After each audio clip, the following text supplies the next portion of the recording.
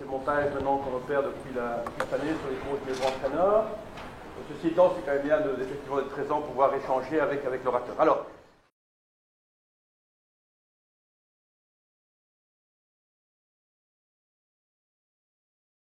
Franco,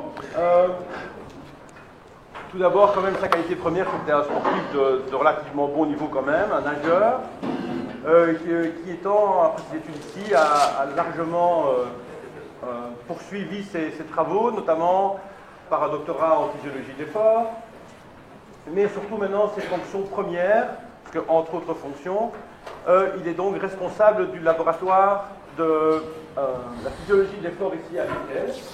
Et donc c'est lui qui coordonne et qui est responsable du pôle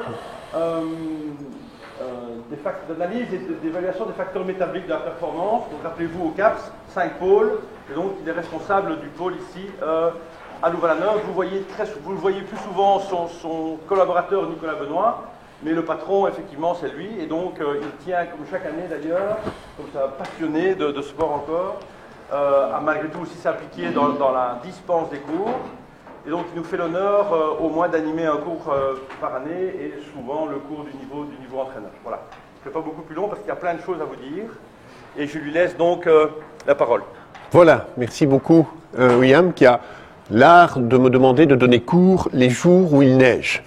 À peu près chaque année, je donne cours le jour où il neige. Donc très heureux de pouvoir donner ces 3 heures de cours donc, qui sont consacrés à la thématique 3 du niveau entraîneur, c'est-à-dire les facteurs qui vont déterminer l'activité et la performance. Et donc nous nous situons dans le module 1, optimalisation des facteurs physiologiques, puisque la physiologie de l'exercice est en fait ma spécialité par rapport à la performance.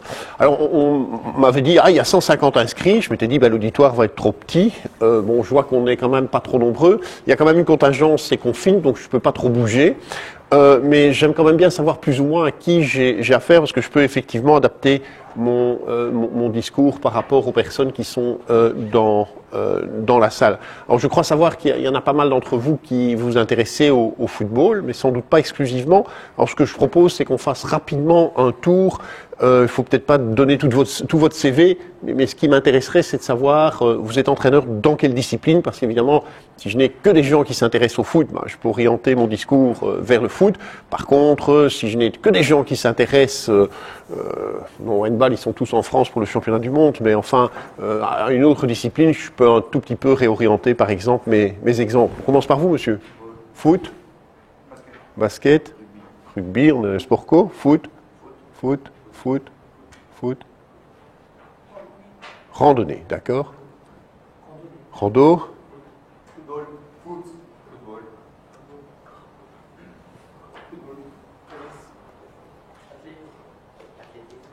Quoi en athlète? Je vais revenir sur les athlètes, parce que les athlètes, c'est beaucoup de sport, en fait. Donc, on demi-fond, d'accord. Foot. Volleyball.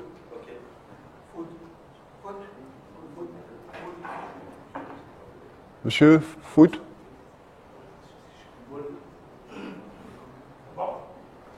Voilà. Donc, on a beaucoup de sports collectifs, donc beaucoup de sports intermittents. Ça tombe bien parce qu'il y a finalement pas mal de choses qui y sont liées.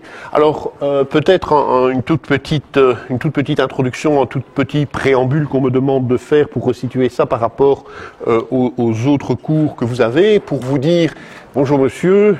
Vous faites de quel sport? Vous faites de quel sport êtes-vous entraîneur? Football, ok. Donc, simplement pour vous rappeler que ce que je vais vous dire ici, je ne vais pas dire ne sert à rien, mais finalement n'est qu'un support à ce qui se trouve dans le syllabus et explicatif par rapport à ce qui se trouve dans le syllabus, et que c'est le syllabus qui est la référence. Donc on va passer ici 3 heures, peut-être un peu plus ensemble. On n'est pas très nombreux, Je sais qu'il y a une caméra qui m'empêche de bouger trop, mais ça ne vous empêche pas de poser des questions. Il y a juste une chose, c'est que je devrais répéter la question avant d'y répondre de manière à ce qu'elle soit enregistrée. Donc si à n'importe quel moment vous avez des questions, s'il vous plaît, vous m'interrompez, vous posez la question. Finalement, moi je préfère donner cours en répondant à des questions plutôt qu'en faisant un monologue et en me parlant à moi-même, parce que généralement ce sont un peu les fous qui se parlent à eux-mêmes. Hein. Donc le syllabus est la référence et donc le support de présentation doit aider le lecteur et le participant au cours à mieux appréhender la matière. Le participant à la présentation magistrale des cours est ainsi guidé, c'est bien l'idée. Alors en résumé, ça c'est très très long, mais j'ai essayé d'aller chercher les mots-clés. Donc ceci c'est le prolongement d'un autre module qu'on a appelé la machine humaine à l'effort. Donc le but d'une formation dont l'objectif est de préparer les futurs moniteurs qui auront comme vocation l'entraînement des sportifs, c'est bien de cela dont on parle. On va parler de performance, donc ici on ne va pas parler de entre guillemets sport santé, hein. Ce sont quand même des choses un peu différentes, même si l'un ne s'oppose pas à l'autre, mais ce sont quand même des approches qui sont différentes. Et donc on va essentiellement essayer de comprendre la façon dont ça fonctionne, dans ce que l'on va appeler dans les cours la machine humaine, c'est-à-dire on va beaucoup parler finalement du métabolisme à l'effort dans le cadre de ce cours. Je signale au caméraman que je bouge un tout petit peu parce que je ne vois pas bien mon tableau. Donc ça va. Le premier stade de la formation, donc vous avez vu, il y a eu un chapitre qui était consacré, au deuxième également. Et donc l'objectif du troisième module de formation, donc c'est d'appréhender plus en profondeur. Donc on va pas faire de la physiologie de l'exercice, je dirais très moderne, hein, parce que si on veut faire de la physiologie de l'exercice très moderne, ça veut dire qu'il faut qu'on rentre dans des considérations plus moléculaires. Donc maintenant, ce qu'on fait, c'est de la biologie moléculaire, de la biologie cellulaire. Donc on n'ira pas jusque là, mais on va quand même donner quelques éléments un peu plus de modernité. Et sinon, on essaiera de bien analyser ce qui est bien connu sur ce que nous appelons le métabolisme intermédiaire. Et on essaiera de placer ça dans un contexte d'entraînement, c'est-à-dire d'entraînabilité, c'est-à-dire que peut-on faire comme type d'exercice pour améliorer quelle fonction physiologique. Et là, d'emblée, je vais vous dire que je vais peut-être bousculer un peu les dogmes, hein, parce que souvent, on croit qu'un type d'exercice peut être bénéfique, je dirais, pour une filière énergétique. Et je vous montrerai que c'est pas vrai, en fait. Un type d'exercice peut, de temps en temps, être bénéfique pour plusieurs filières énergétiques. Donc, c'est intéressant, parce que finalement, on peut arriver à utiliser un même exercice pour pouvoir améliorer plusieurs choses. Et donc, en termes d'acquis d'apprentissage, comme on dit, donc vous devriez pouvoir comprendre et connaître les fondamentaux et le fonctionnement des trois grandes filières énergétiques au niveau physiologique chez l'humain comme chez beaucoup de bestioles, bonjour monsieur, et d'envisager les voies pour développer la performance. Voilà. Alors, le plan du cours, donc qu'est-ce que je vais raconter durant ces 3 heures? Je vais d'abord faire une petite introduction générale pour resituer la problématique. Ensuite, je vais passer sur des choses peut-être un peu connues et peut-être un peu moins connues, ce qu'on appelle les aspects génétiques, donc ce que vous héritez de papa et maman, et un peu plus de maman d'ailleurs que de papa, et puis ce que vous pouvez vous-même modifier, ou ce que vos athlètes peuvent eux-mêmes modifier par rapport à ce que l'on va appeler leur génétisme. Donc ce qui vient au-dessus du génétisme, c'est ce que l'on va appeler l'épigénétisme. Je ne serai pas trop long parce qu'on pourrait parler longuement de cela, donc ça je dirais que c'est les aspects un peu plus modernes de mon exposé. Ensuite, on se posera les questions de savoir comment on peut améliorer les performances sportives en jouant sur les grandes filières énergétiques, et on se demandera comment améliorer la VO2 max. D'abord, est-ce que c'est utile? Pour quel type d'athlète est-ce utile? Est-ce utile tout le temps? Est-ce que quand on a affaire à des athlètes de haut niveau, c'est encore possible? Et que faut-il faire pour le réaliser? Ensuite, on parlera du seuil lactate. Donc ça, essentiellement pour les gens qui s'occupent des sports plus d'endurance. Ils ne sont pas très nombreux ce matin, mais il y en a peut-être qui vont nous suivre via Internet. Et donc, peut-être qu'il va vous intéresser plus, vous qu'on est dans des sports intermittents, ce sont évidemment les capacités dites anaérobies, c'est-à-dire les exercices de haute intensité et relativement brefs, comment peut-on les améliorer au travers, entre autres, d'exercices intermittents. Comment également améliorer l'économie de déplacement, c'est-à-dire l'énergie que l'on va devoir dépenser pour se déplacer d'une certaine distance, que l'on utilise ou non des outils, donc que l'on soit sur un vélo ou que l'on soit simplement en se déplaçant à pied ou en se déplaçant en courant. Et puis, comment peut-on améliorer la capacité à répéter des sprints? Donc ça, je pense qu'il y en a beaucoup qui seront intéressés parce qu'évidemment, les sports comme le rugby, le football, le basketball, j'ai entendu, c'est évidemment des choses qui vont être très, très importantes. Commençons par l'introduction. Si vous le voulez bien, une fois que vous avez pu prendre connaissance du menu, commençons par l'entrée. Donc, le problème que l'on a généralement quand on fait de l'entraînement sportif, ou la problématique que l'on a eue très très longtemps quand on a fait de l'entraînement sportif, eh bien, c'est qu'on s'est trouvé très très longtemps dans un système que j'appellerais d'essai et d'erreur. C'est-à-dire que lorsque vous étudiez un peu, je n'ai pas étudié ça en profondeur, je vous le dis tout de suite, mais enfin je me suis quand même un peu intéressé à ce que l'on appelle l'histoire des théories par rapport à l'entraînement. Souvent, ce qui s'est passé, c'est qu'on a fait des essais et des erreurs et on a essayé de recopier ce que les meilleurs faisaient.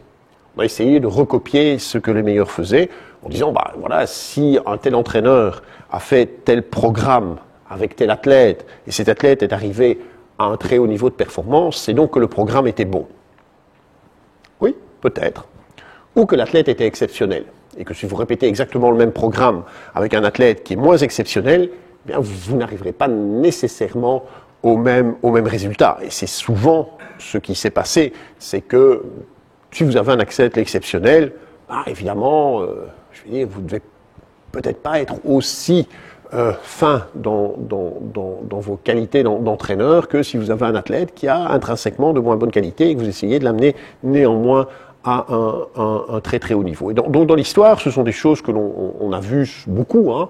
Bon, par exemple, Emil Zatopek, tout le monde sait bien que Emil Zatopek avait des modes d'entraînement et surtout des charges d'entraînement qui étaient absolument énormes. Et on a vu pendant des années et des années des gens qui essayaient de répéter, de répliquer avec des jeunes, entre autres, ce que Emil Zatopek faisait en espérant qu'ils allaient devenir de futurs Emil Zatopek, et puis ça n'allait pas, et à la limite, ils avaient les effets inverses, ils les désentraînaient ou ils les surentraînaient plus qu'autre chose. Bon, j'ai connu ça aussi, moi, à l'époque où j'étais moi-même un peu nageur.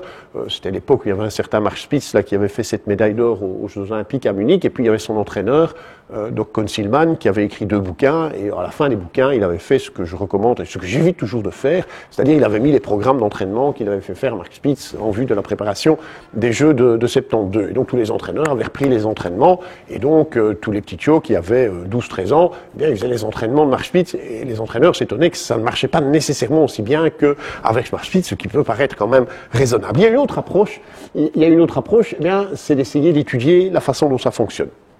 À partir du moment où on peut comprendre quels sont les mécanismes, comment ça fonctionne, qu'est-ce qu'on va changer dans la physiologie de l'athlète en lui faisant faire tel et tel type d'exercice, je vous en prie, venez, en faisant tel et tel type d'exercice, eh bien, on va déjà pour arriver à mettre en place certaines choses. Et si on peut combiner cela avec des données de terrain, c'est-à-dire avec une approche qui est tout à fait systématique de ce que l'on va appeler les plans d'entraînement. C'est pour ça que je suis un grand fanatique.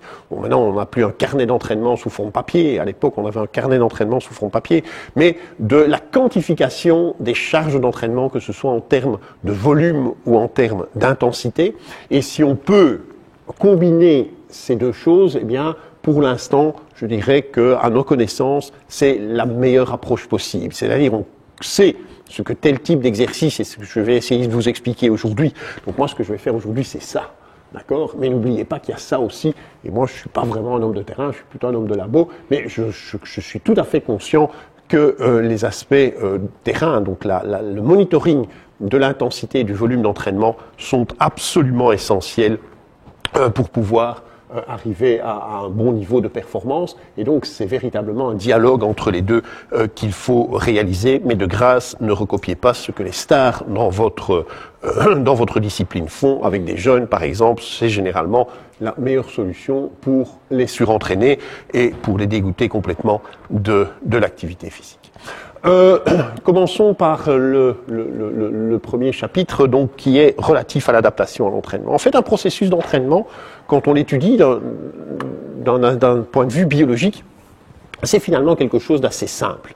C'est quelque chose d'assez simple et ça part de, je dirais, on peut le faire partir d'une des théories de ce grand monsieur de la médecine qui est Claude Bernard, donc qui a véritablement mis en place la médecine scientifique. Hein. Bon, faut pas rêver, avant Claude Bernard, les médecins fonctionnaient un peu comme les entraîneurs ont fonctionné jusqu'il y a relativement peu, c'est-à-dire un peu par essai-erreur. Il n'y avait pas ces grandes études scientifiques qui testent des protocoles cliniques ou qui testent des protocoles pharmacologiques. Maintenant, heureusement pour nous, ça se fait de manière très systématique et donc il faut avouer que la médecine a fait des progrès considérables. Donc je pense toujours qu'on devrait, pour l'entraînement, s'intéresser également, disons, par rapport à avoir une très très bonne systématique en matière de suivi d'entraînement, et véritablement avec des procédés un peu comme on trouve en clinique, ce qui commence à se faire. Mais ce que Claude Bernard a aussi introduit, c'est la notion dite d'homéostasie. L'homéostasie, c'est quoi? C'est assez simple à comprendre, c'est le fait que le milieu intérieur doit être le plus constant possible. Donc par exemple, votre concentration en glucose dans le sang, eh bien, elle est à peu près de 4,5 millimolaires et il y a intérêt à ce qu'elle reste aux alentours de 4,5 millimolaires. Elle peut un peu varier.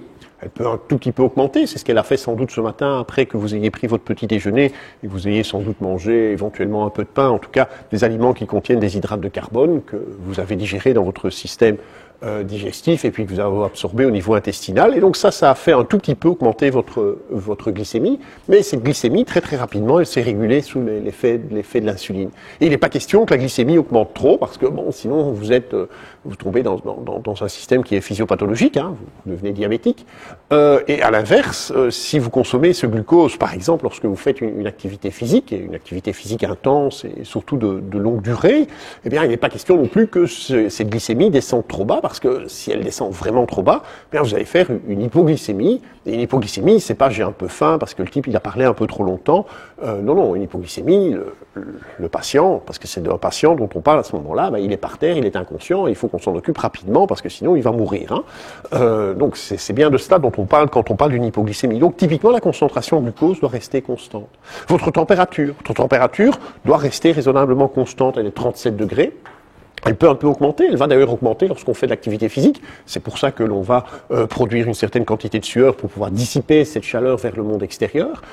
Si vous vous trempez dans de l'eau très froide, là, comme si vous avez vu le film avec le grand bateau et la dame qui chantait au bout là, à la fin, c'est le type qui meurt dans l'eau, ça marche bien. Ça. Un bon exemple. C'est intéressant cette partie-là du film. Parce que c'est un peu comme ça que ça se passe. Hein. Les types dans les naufrages, ils meurent rarement noyés, hein. Ils meurent de froid très vite parce qu'on dissipe très rapidement la chaleur quand on est dans l'eau et qu'on ne bouge pas. Et donc là, la température centrale diminue trop et donc on peut effectivement mourir d'une hypothermie. On peut prendre ainsi toute une série d'exemples. Et donc ce qui va se passer lorsque on va s'entraîner, eh bien c'est qu'on va perturber ce milieu interne. En fait, c'est ce qu'on va faire. Lorsque vous allez entraîner un sujet, vous allez par exemple le faire chauffer. Il va augmenter sa température centrale. Lorsque vous entraînez quelqu'un, mais effectivement, la glycémie a tendance à un tout petit peu diminuer.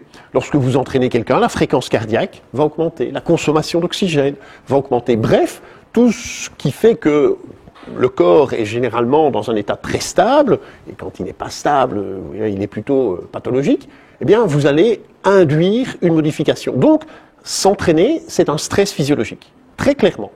Entraîner quelqu'un, c'est induire un certain stress physiologique, ce qu'on va appeler un stimulus pour être un peu plus soft. Et que va faire l'organisme? Eh bien, l'organisme va s'adapter à ce stress.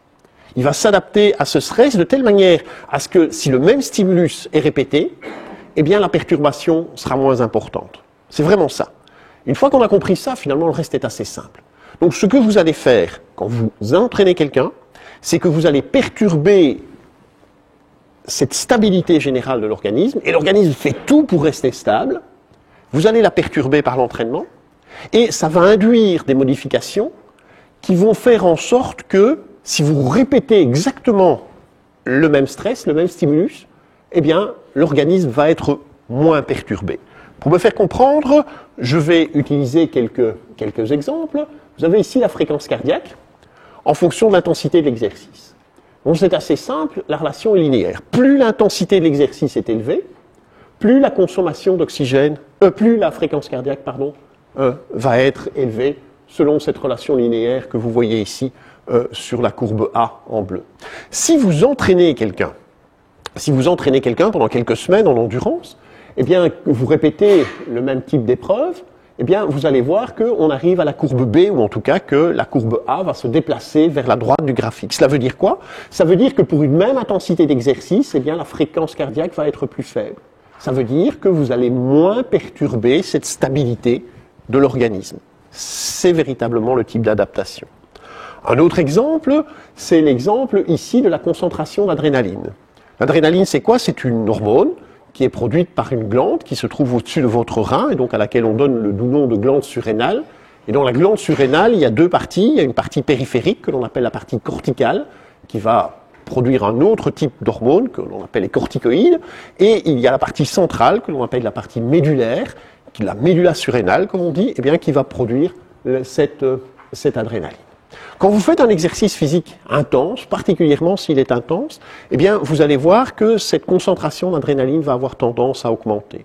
Donc, si on fait faire un exercice intense à un sujet qui est non entraîné, et qu'après l'exercice, on prend simplement un prélèvement sanguin, on voit que la concentration d'adrénaline, eh bien, est augmentée. Et puis, si on l'entraîne, et qu'on répète de semaine en semaine exactement le même test, exactement la même épreuve, même intensité, même durée, dans les mêmes conditions thermiques, eh bien, on va voir qu'au fur et à mesure des semaines, eh bien, l'augmentation de la concentration d'adrénaline est de moins en moins importante. Et donc, vous vous adaptez de telle manière à ce que la perturbation du milieu intérieur de l'organisme soit de moins en moins élevée.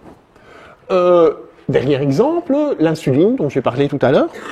En fait, l'insuline, c'est quoi? C'est une hormone qui est produite par une glande qui est un peu spéciale, qu'on appelle le pancréas. Donc le pancréas, il a plusieurs fonctions. Et entre autres, le pancréas, il intervient dans les phénomènes de digestion, et donc dans ce sens, il est ce qu'on appelle une glande exocrine, mais il régule aussi la glycémie, et dans ce sens, il est une glande endocrine. Donc il a un peu cette particularité d'être à la fois endocrine et exocrine, et il va produire dans sa fonction endocrine deux hormones que l'on connaît bien, l'insuline et le glucagon. Alors l'insuline, on l'étudie beaucoup parce que il y a beaucoup de patients qui souffrent de troubles, soit de la production, soit de la sensibilité à l'insuline. On estime que ça représente quand même à peu près 500 000 Belges sur 11 millions, donc c'est quand même pas négligeable du tout. Et souvent, le problème qu'il y a, c'est quand cette concentration d'insuline augmente, qu'elle n'augmente pas assez, ou que cette insuline n'est pas assez sensible à l'insuline. Quand on s'occupe d'activité physique, eh bien, le problème est un peu inverse, dans le sens où quand on fait une activité physique, donc ici on a fait pédaler des types pendant 1 heure, quand même à assez haute intensité, eh bien, ce qu'on voit, c'est que la concentration d'insuline a tendance à diminuer. On peut expliquer pourquoi ça a tendance à diminuer, et c'est une bonne nouvelle que ça diminue. Si on entraîne les gens, eh bien, vous voyez que ça diminue moins. Encore une fois, on va toujours dans le sens d'une plus grande stabilité. Le même exercice perturbe moins le système après entraînement qu'avant entraînement. Alors, est-ce vrai pour tout? Est-ce vrai pour tout? Pas tout à fait, pas tout à fait. Je dirais qu'en fait, il y a toute une série de ce que l'on va appeler des variables, ou en tout cas des grandes constantes, des grandes constantes, c'est-à-dire qu'il y a toute une série de paramètres physiologiques, eh bien, qui peuvent quand même pas trop bouger, parce que si ça bouge trop simplement, ça met votre vie en danger. J'ai pris l'exemple tout à l'heure de la température. La température, bon, elle peut augmenter à l'exercice, elle peut augmenter jusqu'à 40 degrés, à peu près. C'est à peu près ce à quoi on arrive, jusqu'à 40 degrés de température, lorsqu'on fait des exercices physiques très intenses, dans des conditions thermiques pénibles, et véritablement, quand on passe au-dessus de 40 degrés, et c'est très amusant de voir, c'est véritablement à 0,1 degré près. C'est très précis comme système. Eh bien, il y a en fait des signaux qui sont amenés de la périphérie vers le système nerveux, et le système nerveux dit maintenant, ça suffit, ça devient dangereux, et donc on induit ce qu'on appelle un mécanisme de fatigue. Et donc, par exemple, la température peut bouger un peu, mais ne peut pas bouger trop. Bon, il en va de même, par exemple, pour la pression artérielle ou ce que l'on appelle l'osmolarité, qui est en fait le nombre de particules qu'il y a dans un tissu. Et puis, il y a toute une série de variables que l'on va appeler des variables dynamiques, comme par exemple la consommation d'oxygène, dont on vous a déjà parlé, la fréquence cardiaque que vous pouvez aisément mesurer durant l'exercice, et puis ce que l'on va appeler la réponse hormonale. En fait, je vais vous expliquer que toutes les adaptations que l'on fait durant l'entraînement conduisent à une moins grande perturbation de ce milieu intérieur qui doit être stable, donc de ce que Claude Bernard a défini comme étant l'homéostasie. Donc on va moins perturber l'homéostasie après l'entraînement. Alors on peut se dire, mais comment ça fonctionne ce truc-là ? Comment ça fonctionne? Alors ce que je vais faire ici, c'est un peu un truc simplificateur, mais on n'a pas trop le temps, mais c'est pour bien essayer de bien faire comprendre les choses. Qu'est-ce qui peut changer? Eh bien, par exemple, vous pouvez changer la quantité et la qualité de certaines protéines que vous trouvez dans vos tissus. Comme on est ici dans le sport, on va parler du tissu musculaire beaucoup. Vous savez, par exemple, madame, si vous faites faire des randonnées de très longue durée à vos sportifs, eh bien, c'est qu'ils vont avoir tendance à devenir plus endurants.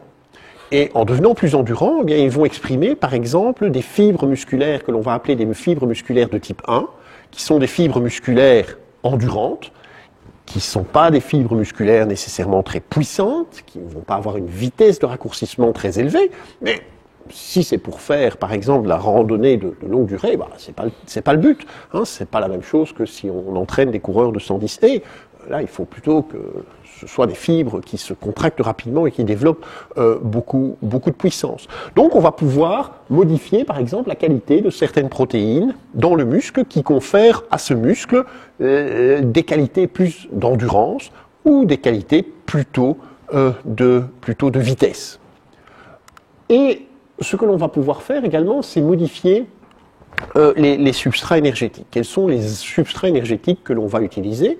Donc globalement, pour faire simple, on utilise soit des graisses pour faire des exercices physiques, soit des sucres, et dans la plupart des sports, ce sont les sucres qui vont être utilisés le plus. Alors pourquoi est-ce que ce sont les sucres qui sont utilisés le plus? C'est que tout simplement, d'un point de vue énergétique, eh bien, ils sont entre guillemets plus rentables. C'est-à-dire que quand on utilise des sucres, eh bien, on va amener une plus grande quantité d'énergie par litre d'oxygène consommé. Et comme généralement le facteur limitant la performance sportive, c'est la consommation d'oxygène, on a tout intérêt à utiliser ce qui amène le plus d'énergie pour une consommation d'oxygène donnée. Et en fait, que ce soit des graisses ou que ce soit les sucres, eh bien, ces substrats énergétiques, il va leur falloir des enzymes pour être dégradés. Et donc, la problématique, ça va être de les dégrader vite. C'est une histoire de vitesse. Il faut dégrader vite. Par exemple, ces sucres, ce glycogène, qui est un sucre que l'on trouve en réserve dans le muscle ou dans le foie, eh bien, il va falloir le dégrader raisonnablement rapidement pour arriver à produire de grandes quantités d'énergie. Hein, vous connaissez, c'est l'ATP. Et donc, en fait, ces enzymes, c'est quoi? Eh bien, ce ne sont rien d'autre que des protéines. Ce ne sont rien d'autre que des protéines. Donc, on peut moduler l'activité enzymatique qui permet de dégrader les sucres, qui permet de dégrader les graisses, par des enzymes. Et donc, ce qu'il faut, c'est modifier l'activité de ces enzymes. On va voir comment on peut faire ça tout à l'heure. Mais en fait, ces enzymes, c'est quoi? Ce sont des protéines, en fait. Hein. C'est une histoire de protéines. On peut aussi faire autre chose, c'est que l'on peut moduler, comme je vous l'ai montré tout à l'heure, la réponse hormonale. Je vous ai montré l'exemple de l'insuline, je vous ai montré l'exemple de l'adrénaline. Alors, structurellement, l'insuline, par exemple, eh bien, c'est quoi? C'est un polypeptide. Et un polypeptide, c'est quoi? C'est une protéine, en fait. Hein. C'est une protéine. Donc, c'est un problème de protéines. Toutes les hormones ne sont pas des polypeptides. Donc, toutes les hormones ne sont pas des protéines. Par exemple, l'adrénaline, dont je vous ai parlé tout à l'heure, c'est pas une protéine. Ça, c'est une autre structure moléculaire.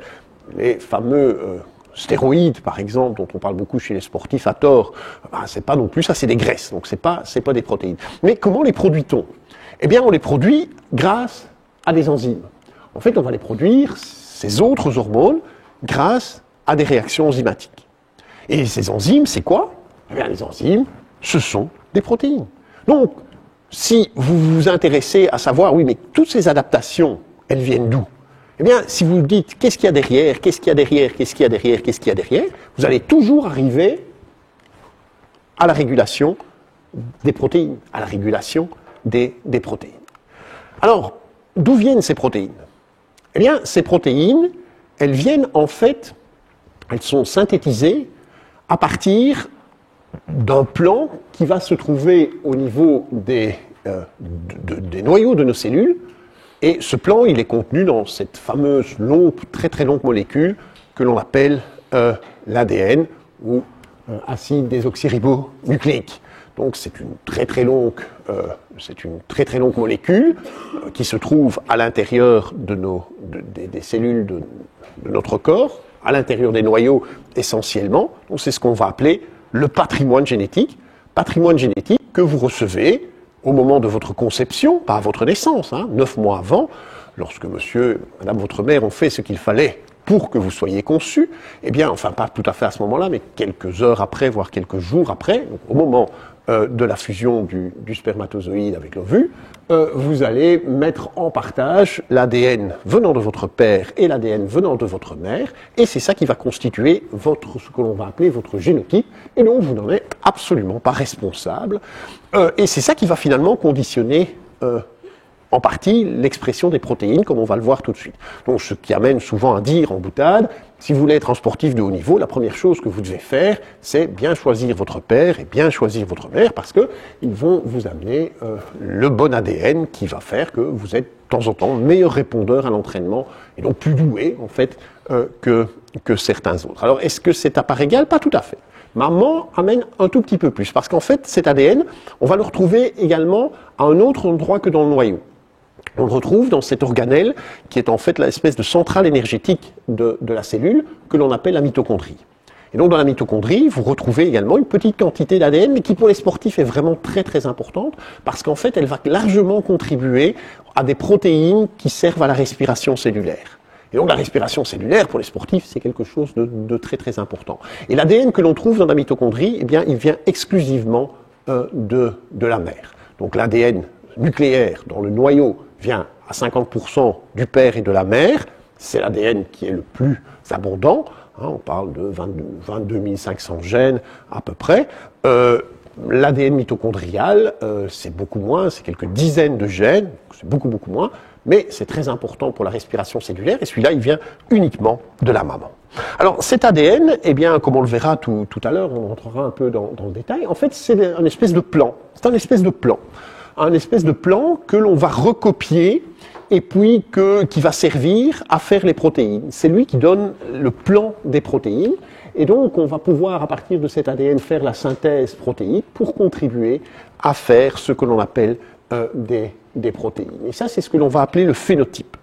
Le phénotype est donc lié au génotype, mais pas exclusivement, parce qu'en fait, il peut y avoir toute une série d'interférences de ce que l'on va appeler le milieu environnemental, et dans ce cadre-ci, c'est l'entraînement. Si je reprends mon exemple de tout à l'heure, lorsque on entraîne quelqu'un à faire de longues sorties en endurance à faible vitesse, eh bien, ce que va faire l'entraînement, c'est qu'il va moduler la synthèse des protéines de telle manière à exprimer plus les gènes, puisque c'est bien de cela dont on parle, les gènes qui vont par exemple coder pour des protéines, qui vont conférer le phénotype lent aux cellules musculaires. Et donc c'est parce que vous faites faire de longues sorties en endurance à faible intensité que vous allez retrouver par exemple des athlètes qui vont avoir des fibres de type 1, donc des fibres endurantes, mais relativement lentes, donc tout dépend de savoir ce que l'on veut faire. Et c'est finalement le phénotype qui va déterminer la performance. Et donc, ceci pour vous montrer que qu'est-ce qui est finalement à l'origine de cette performance? Mais c'est deux choses. Il est un fait qu'il existe une très très grande injustice de la nature. Nous ne naissons pas tous égaux devant la performance sportive. Ça, c'est philosophique. Non, c'est pas vrai. C'est pas vrai du tout. Il y a des gens qui intrinsèquement sont plus doués, et plus doués par exemple pour des épreuves d'endurance, et d'autres qui sont intrinsèquement plus doués pour des épreuves de sprint ou des épreuves de puissance. Et donc cela, ça vient bien du bon choix de papa et du bon choix de maman. C'est véritablement le déterminisme. Mais bien sûr, si vous avez deux personnes qui ont exactement le même génotype, et ça peut arriver, par exemple les jumeaux monozygotes. Les jumeaux monozygotes, donc qui viennent du même œuf, partagent exactement le même génotype. Eh bien, ce qui peut les différencier, c'est évidemment la capacité d'entraînement. Et je vous montrerai un exemple tout à l'heure de deux jumeaux monozygotes qui ne sont pas belges, qui ne sont pas bien connus, mais qui peuvent faire des sports différents et avec finalement des phénotypes qui sont très différents. Et donc les deux vont interférer par rapport à la performance sportive. Et donc cette information génétique dont je parle, cet ADN, on ne va pas entrer dans le détail, mais c'est cette fameuse double hélice, d'accord ? C'est cette fameuse double hélice donc, qui va se retrouver dans vos cellules et qui vont à certains moments former ce que l'on appelle des chromosomes. Alors ça, il y a souvent une mauvaise compréhension de la part du grand public de ce que l'on appelle les chromosomes. Donc les chromosomes, en fait, ils sont formés au moment de la division cellulaire. À un moment où la cellule va se diviser, elle va en fait ratatiner cette molécule d'ADN qui se trouve au départ sous forme de chromatine. Elle va ratatiner cette chromatine pour en former les chromosomes, puis la cellule va se diviser, et une fois que la cellule est divisée, eh bien, ces chromosomes vont se réétendre, mais ce qui nous intéresse plus, nous, c'est pas tellement le moment où elles forment des chromosomes, c'est surtout le moment où elles se trouvent en interface, c'est-à-dire au moment où on se trouve sous forme de chromatine. La seule chose que je voudrais vous montrer, parce que je vais y revenir, c'est que, en fait, cette chromatine, eh bien, elle interagit également avec toute une série de protéines au niveau du noyau, et ces protéines, c'est ce que l'on appelle des histones. Et les histones vont finalement donner la forme de cette chromatine. Alors cette chromatine, elle peut à certains moments être un peu plus compactée et à d'autres moments être un peu plus ouverte. Et ça va être très très important pour la façon dont on va pouvoir recopier cet ADN. Parce que la première chose qu'il va falloir faire dans le processus de la synthèse protéique, c'est de recopier l'ADN. Et donc si l'ADN est assez compacté, elle va être difficile à recopier. Par contre, s'il est plus étendu, eh bien la copie va se faire plus facilement. Et ça, c'est dû aux histones. Et ces histones, eh bien, on peut quelque peu les moduler par l'entraînement, de telle manière à ce qu'ils induisent soit un ADN qui est plus facilement recopiable, soit un ADN qui, à certains moments, est moins facilement recopiable. Donc, cette information génétique, on va la trouver à l'intérieur de nos noyaux et un tout petit peu de notre mitochondrie. Et comme je vous l'ai dit, eh bien, cet ADN, c'est le plan. Et ce plan, on le conserve précieusement à l'intérieur des noyaux. Et donc, on ne va pas le sortir du noyau. Pour sortir l'information, que va-t-on faire ? Eh bien, on va simplement le recopier. On va le recopier. Et en faisant ce recopiage, c'est véritablement du recopiage parce qu'on ne change pas de langage. On est dans ce qu'on appelle le langage des nucléotides ici. Et on va faire ce que l'on appelle l'acide ribonucléique, l'adénosine ribonucléique, l'ARN, et plus simplement un ARN dit messager, dans un phénomène que l'on va appeler le phénomène de la transcription. C'est-à-dire, on va véritablement recopier le message. Et donc, le message, on va l'envoyer dans le cytosol, c'est-à-dire à l'extérieur du noyau, et puis il va y avoir une autre phase que l'on va appeler la phase de traduction. Et le mot est bien choisi parce qu'en fait, on va changer de langage. Donc, on va traduire. On va passer du langage des nucléotides au langage des protéines. Il y a une machinerie biologique à former les protéines qui va donc se trouver dans le cytosol que l'on appelle le ribosome. Donc, le ribosome, c'est la machine qui va lire l'information qui se trouve sur l'ARN messager et qui va le traduire en langage protéique, et donc qui va prendre des acides aminés et qui va mettre les acides aminés bout à bout pour en faire des protéines. Et les protéines, eh bien, c'est ce dont on a parlé tout à l'heure pour notre homéostasie, là. Vous savez, je vous ai fait ce schéma en disant, finalement, tout vient toujours, si on s'intéresse, qu'est-ce qu'il y a derrière ceci, qu'est-ce qu'il y a derrière cela, qu'est-ce qu'il y a derrière cela, in fine, ça va toujours être une régulation de la synthèse des protéines. Et donc ces protéines peuvent par exemple être des enzymes qui, chez nos sportifs, vont être très importants pour dégrader les substrats lipidiques ou les substrats glucidiques et en faire, par exemple, de l'ATP et donc de l'énergie utilisable pour la contraction musculaire. Mais ça peut avoir plein d'autres fonctions. Par exemple, ça peut être des hormones ou ça peut être des enzymes qui vont synthétiser les hormones. Alors, dans l'ADN, il y a un langage. Il y a un langage. En fait, l'ADN, ce sont, si vous voulez, toute une série de mots que l'on va mettre l'un à la suite des autres. Et il va y avoir, ces mots vont constituer des phrases, et ces mots, bien sûr, vont être constitués, eux également, de lettres. Alors, le langage de l'ADN ne comporte pas 26 lettres. C'est beaucoup plus simple. Il en comporte en fait 4. Il y a 4 lettres. Il y a 4 lettres, et ces 4 lettres, eh bien, vous les voyez ici, c'est T, A, C et G. Et donc, vous faites avec 4 lettres, vous allez avoir le langage de l'ADN. En fait, ça correspond à des bases. Ça correspond à des bases que l'on appelle l'adénosine, la thymine, la cytosine et la guanine. Et ça a un peu d'importance. Donc, il y a 4 lettres dans le langage de l'ADN. Et en fait, les mots, c'est assez simple aussi, parce que les mots, ils auront toujours le même nombre de lettres. En fait, les mots vont toujours avoir 3 lettres. Ils vont toujours avoir 3 lettres. Ici, 1, 2, 3. 3 lettres. Et on va combiner ces 4 lettres de manière différente pour toujours faire des mots avec 3 lettres. Donc vous avez ici le premier mot T-A-C, A-A-A, etc. etc. Ces mots, c'est ce que l'on va appeler des codons. C'est ce que l'on va appeler des codons. Et en fait, à chaque mot va correspondre un acide aminé particulier. Par exemple, le code TAC, ça correspond à de la méthionine. Le code AAA, ça correspond à de la phénylalanine. Le code CAA, ça correspond à de la glycine, etc., etc. Donc, il y a 4 lettres. Chacune de ces 4 lettres peut être combinée de manière différente en des mots qui font toujours 3 lettres. Et chacun de ces mots de 3 lettres correspond à un acide aminé. Vous allez dire, et les phrases là-dedans? Bien, les phrases, c'est l'ensemble des mots qui vont constituer l'ensemble des acides aminés qui eux-mêmes vont constituer une protéine. Donc, une protéine, c'est fait de quoi? D'un ensemble d'acides aminés. C'est fait d'un ensemble d'acides aminés. Et ces acides aminés, eh bien, ils doivent être mis au bon moment, au bon endroit, à la bonne place, pour constituer la protéine qui est fonctionnelle. Pour constituer la protéine qui est fonctionnelle.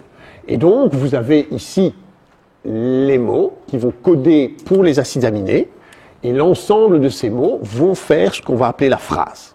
Et souvent, on appelle cette phrase le gène. C'est ça qu'on appelle un gène. Un gène, c'est l'ensemble de ces codons qui vont coder pour une protéine.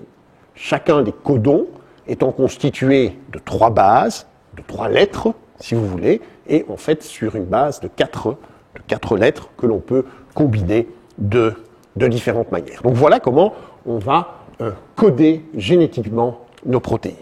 Alors, qu'est-ce qui peut se passer, par exemple, dans le cas de certaines maladies? Certaines maladies, ce qu'on appelle les maladies génétiques, les maladies génétiques, qu'est-ce qui se passe? Bien, dans le cas de maladies génétiques, vous pouvez avoir l'un ou l'autre défaut ici. Ce qu'on va appeler une mutation, qui peut être dite spontanée ou qui peut être héréditaire, c'est-à-dire vous avez reçu ça de papa ou de maman, et donc il y a une lettre ici qui n'est pas tout à fait normale, et donc il va faire que la séquence des acides aminés ici va pas être tout à fait normale, et si la séquence des acides aminés n'est pas normale, eh bien la protéine peut être non fonctionnelle, et si elle est non fonctionnelle, elle peut engendrer certaines pathologies. Alors il existe toute une série de petites différences dans ces codes qui ne génèrent pas de pathologie. Mais qui génèrent des petites différences entre nous. Certains sont blonds, certains sont bruns, certains sont encore différents, mais ça n'a rien à voir avec le génétisme. C'est un autre phénomène. Mais les petites différences entre nous, en fait, l'essentiel de ces phrases, eh bien, c'est très très commun entre nous. C'est très très très commun. Il y a juste quelques petites différences qui font eh bien, que nous sommes différents l'un de l'autre, sauf si nous sommes des jumeaux monozygotes, ou alors là, la séquence est exactement la même.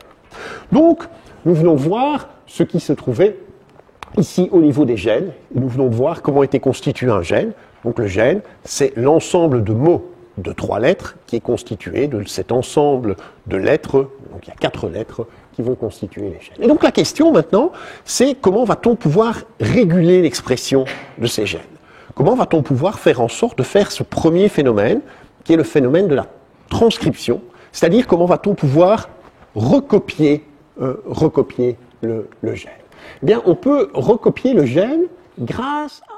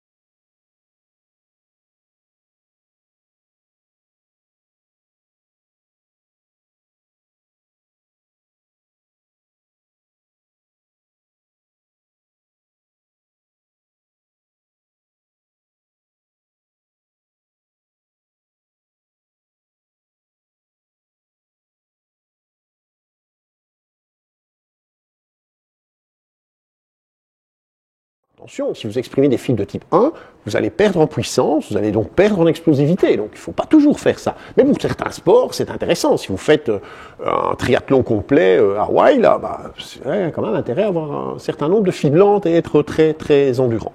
Qu'allez-vous faire durant vos exercices d'endurance? Eh bien, vous allez activer un facteur de transcription bien précis, auquel nous, on donne le doux nom de NFAT. Et donc, NFAT va migrer dans le noyau. Il va se lier au promoteur de certains gènes, et ces gènes vont exprimer, en fait, toute une série de caractéristiques qui vont conférer à ce muscle des propriétés d'être plus endurant.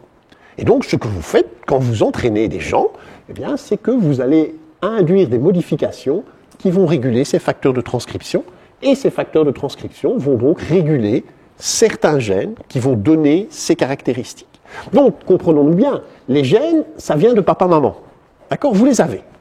Mais vous n'allez pas nécessairement les exprimer. Vous n'allez pas nécessairement les recopier de telle manière à ce qu'ils puissent être traduits en protéines. À certains moments, vous ne les recopiez pas, ils sont là. Bon, si on en a besoin, on va les utiliser, mais on ne les utilise pas tous à tout moment. Ce que vous allez faire, à certains moments, c'est donner un stimulus, perturber le milieu intérieur de vos cellules, c'est bien ça dont on parle, perturber le milieu intérieur, vous activez des facteurs de transcription, et vous allez réguler l'expression, et vous allez faire en sorte que le gène soit exprimé alors qu'il ne l'était pas, ou plus exprimé, c'est souvent comme ça, plus exprimé alors qu'il l'était déjà un peu. Et donc, si on connaît bien la façon dont ces facteurs de transcription sont régulés, si on sait bien quel type d'exercices vont réguler quel type de facteurs de transcription, eh bien on peut comprendre comment la machinerie va fonctionner. La phase suivante, souvenez-vous, oui monsieur.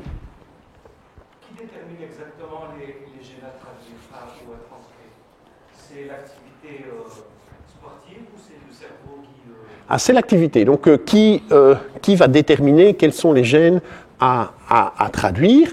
Alors, le cerveau n'intervient pas directement là-dedans. Donc, c'est véritablement la façon dont vous perturbez votre cellule. Alors, vous pouvez la perturber, effectivement, de différentes manières. Donc, vous pouvez la perturber parce que, par exemple, si on prend le cas d'un muscle, parce que le muscle a une activité contractile. Et l'activité contractile en elle-même va faire que le milieu intérieur, par exemple l'état énergétique de la cellule musculaire, va être perturbé. Donc c'est quelque chose qui vient bien de l'intérieur de la cellule.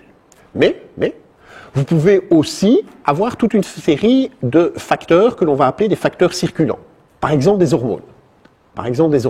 L'insuline, dont on parlait tout à l'heure, eh bien l'insuline régule effectivement l'expression de certains gènes.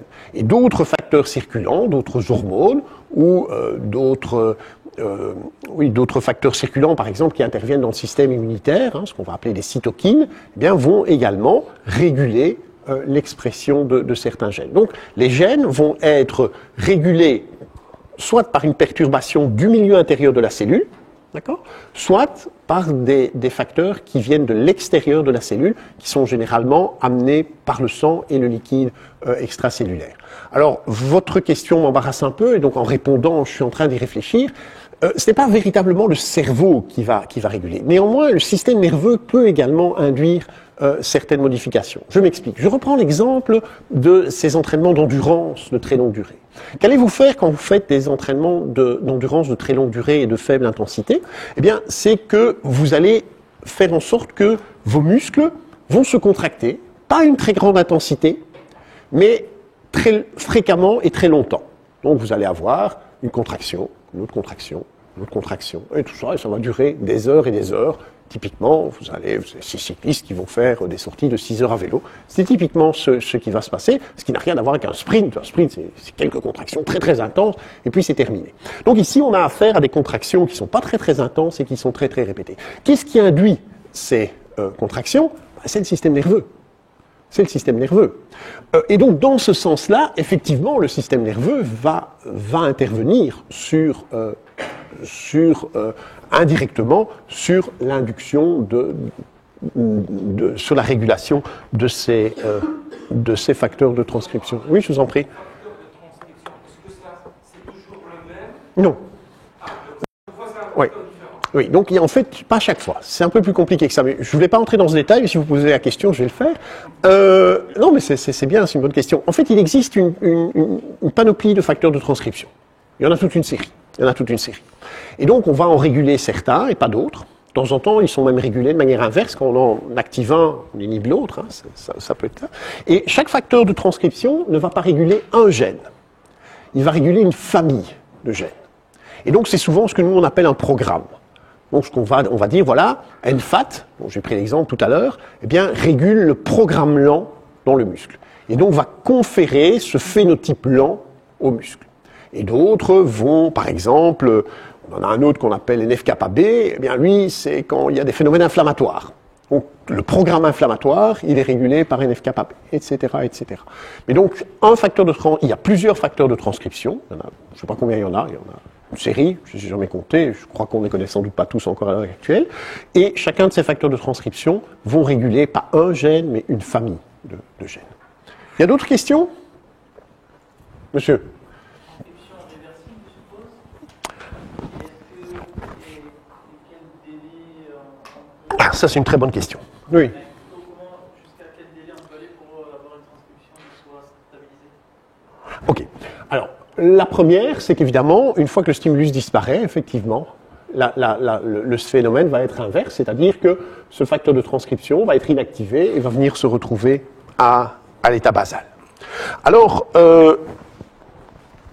ça va prendre combien de temps? Je vais vous faire un peu une réponse de Normand, ça dépend. Mais enfin, je vais vous donner un ordre de grandeur. C'est de l'ordre de quelques heures à quelques dizaines d'heures. D'accord? C'est quelques heures à quelques dizaines d'heures pour que ça revienne à l'état basal. Combien de temps est-ce qu'il faut pour que ça arrive? Ça peut arriver durant l'exercice ou ça peut arriver durant les premières heures après la fin de l'exercice. Et ça va me permettre, je vous remercie pour la question, d'introduire une notion qui pour moi est très très importante. Donc en fait, ce que vous faites quand vous faites un exercice, on va peut-être un peu changer, donc vous faites un exercice de musculation. Je pense que vous, c'est plutôt le sprint.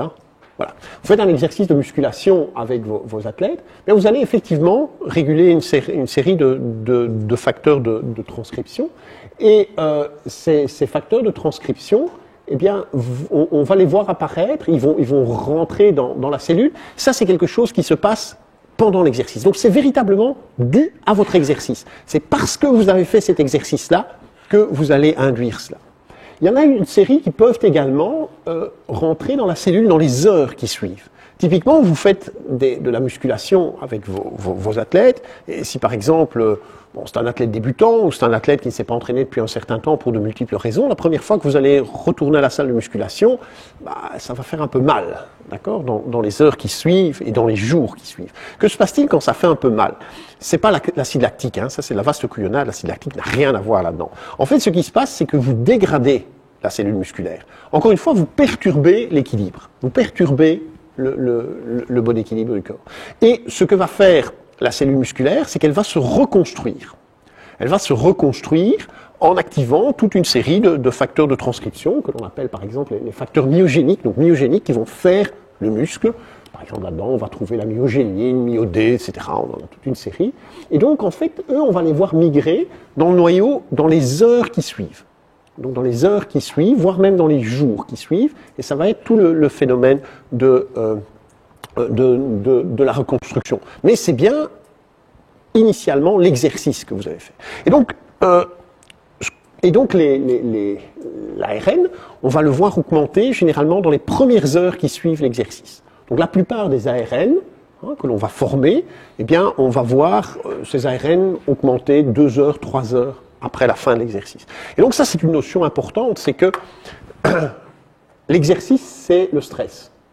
Mais en fait, l'adaptation à l'entraînement, c'est pas pendant l'exercice. L'essentiel des adaptations à l'entraînement, c'est dans les heures, voire les jours qui suivent l'entraînement qu'ils ont lieu.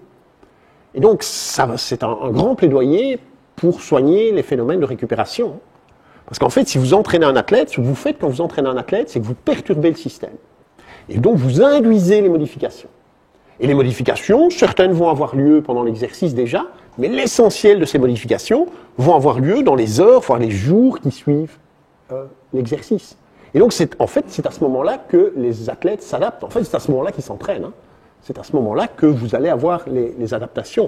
Et donc, c'est un bon plaidoyer pour dire, oui, mais soignez également, autant que vous soignez la programmation de vos stimuli, c'est-à-dire vos séances d'entraînement, soignez tout autant les périodes de récupération, parce que ces périodes de récupération vont être fondamentales. J'ai répondu à votre question? Y en a-t-il d'autres? Monsieur? C'est plus après l'effort que l'alimentation est importante. Voilà, on va y arriver, je vous promets. On va y arriver parce qu'en fait, l'alimentation va pas tellement jouer là-dessus. Un petit peu. Il y a certains phénomènes, par exemple, quand on fait des entraînements à jeun. Faire des entraînements à jeun, eh bien, des entraînements à jeun peuvent réguler certains facteurs de transcription, ou par exemple faire ce que l'on appelle, je ne sais pas si c'est une notion qui est vue, ce qu'on appelle du low glycogen training, donc les entraînements avec de faibles concentrations en glycogène. Donc en fait, en 2 mots, que fait-on? On fait 2 entraînements par jour. On fait un premier entraînement assez dur qui va diminuer la concentration en glycogène dans les cellules musculaires. Et puis, on va faire en sorte de ne pas donner de glucides, pas d'hydrates de carbone, ce qu'on recommande d'habitude, pendant la récupération, de manière à maintenir le glycogène bas. Et puis, on fait un deuxième entraînement avec un niveau bas de glycogène. Alors, c'est utile, surtout pas pour les joueurs de foot, parce que ce ne sera pas une bonne idée pour eux, mais typiquement pour des athlètes d'endurance. Par exemple, des marathoniens, des triathlètes qui doivent arriver à faire des exercices alors qu'ils ont déjà déplété leur glycogène assez fort. Des cyclistes, par exemple, on fait ça. Et donc, quand on fait ces stratégies de glycogène bas, eh bien, on joue aussi sur des facteurs de transcription. Mais en fait, y a-t-il d'autres questions?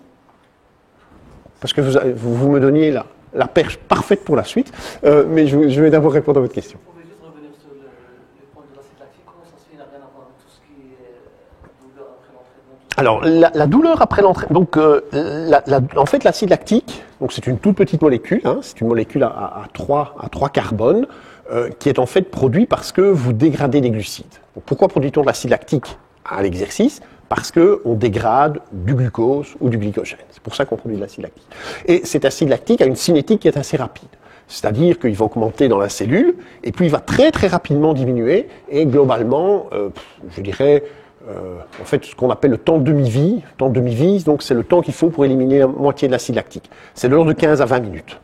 Donc si vous avez 100%, après 15 à 20 minutes, vous êtes à 50%. 15 à 20 minutes plus tard, vous êtes à 25%.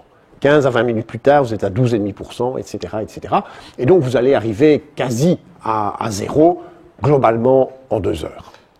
Donc, 2 heures après l'exercice, l'acide lactique est complètement éliminé, sauf si vous faites un cooling down.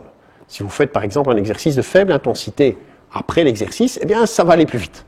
Et donc, globalement, à ce moment-là, 1 heure après la fin de l'exercice, il va être complètement éliminé. Donc, dire « j'ai mal aux jambes parce que j'ai fait un exercice dur et mes jambes sont pleines d'acide lactique », eh bien, c'est de la vaste couillonnade. C'est pas vrai du tout, ça n'a rien à voir. Alors, d'où viennent les douleurs, hein? C'est votre question. Pourquoi est-ce que j'ai mal aux jambes? Vous avez mal aux jambes parce que, surtout si vous faites des exercices qui sont inhabituels, et donc, typiquement, si vous avez une composante excentrique à cette contraction musculaire, vous voyez ce qu'est une contraction excentrique, donc une contraction, le muscle se contracte mais on tire dessus. Donc typiquement, par exemple, si vous allez pendant les vacances en montagne, vous prenez un gros sac à dos, pas tellement à la montée, mais à la descente, vous devez vous freiner. Ça, ce sont des contractions excentriques. Donc la pente négative, c'est un super modèle pour nous des contractions excentriques. En fait, vous allez perturber, vous allez endommager un tout petit peu les membranes de vos cellules musculaires. Elles vont devenir plus perméables. Et elles vont devenir plus perméables à quoi? Eh bien, essentiellement au calcium qui est plus concentré dans le milieu extérieur, qui va rentrer à l'intérieur de la cellule. Et entre autres, ce calcium va induire des phénomènes qui sont des phénomènes de dégradation des protéines. Donc, vous allez dégrader vos protéines, vous allez vraiment dégrader vos muscles. Vous allez dégrader vos muscles, et donc il va y avoir des phénomènes de réparation qui vont se mettre en place. Et c'est ça l'adaptation à l'entraînement, hein. C'est toujours la même chose. Je perturbe le système, donc je perturbe le bon équilibre, et puis je vais induire l'adaptation qui est la réparation. Et donc, ce phénomène qui induit qui provoque la réparation, eh bien, va induire un phénomène qui se rapproche très fort d'un phénomène inflammatoire. Donc si on prend par exemple, nous, une biopsie musculaire, donc on fait ça au labo assez régulièrement, on prend un petit échantillon dans le muscle, un petit carottage de muscle, et qu'on fait une coupe et qu'on regarde ça sous le microscope, eh bien on peut voir par exemple ce que l'on appelle des cellules immunitaires. Donc des cellules qui viennent du système immunitaire, qui vont venir à ces endroits-là, ce qu'on appelle des neutrophiles par exemple. Dans les heures qui suivent un exercice excentrique, on voit typiquement des neutrophiles. Et donc on a toute une série de phénomènes qui sont des phénomènes de type inflammatoire. Et une inflammation, c'est douloureux. Et donc ça fait mal. Et donc c'est pour cela que vos muscles vous font mal. Ils vous font pas mal juste après l'exercice d'ailleurs, hein. Ils vont vous faire mal de l'ordre de 24 à 48 heures après l'exercice. C'est généralement là que l'endolorissement musculaire est le plus important, et puis il va disparaître en fonction de l'ampleur de cet endolorissement en quelques jours, et ça peut durer jusqu'à une semaine dans des cas qui sont extrêmes. Mais je vous assure, l'acide lactique n'a rien à voir avec ça. On lui octroie beaucoup de vertus qu'il n'a pas, cet acide lactique. On pourrait faire tout un cours rien que sur l'acide lactique. Mon doctorat était sur l'acide lactique, oui, tout à fait. Autre question, monsieur?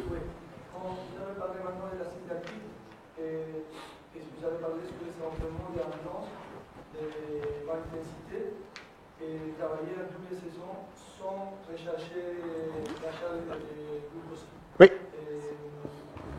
C'est combien de temps qu'il faut prendre un entraînement légicien?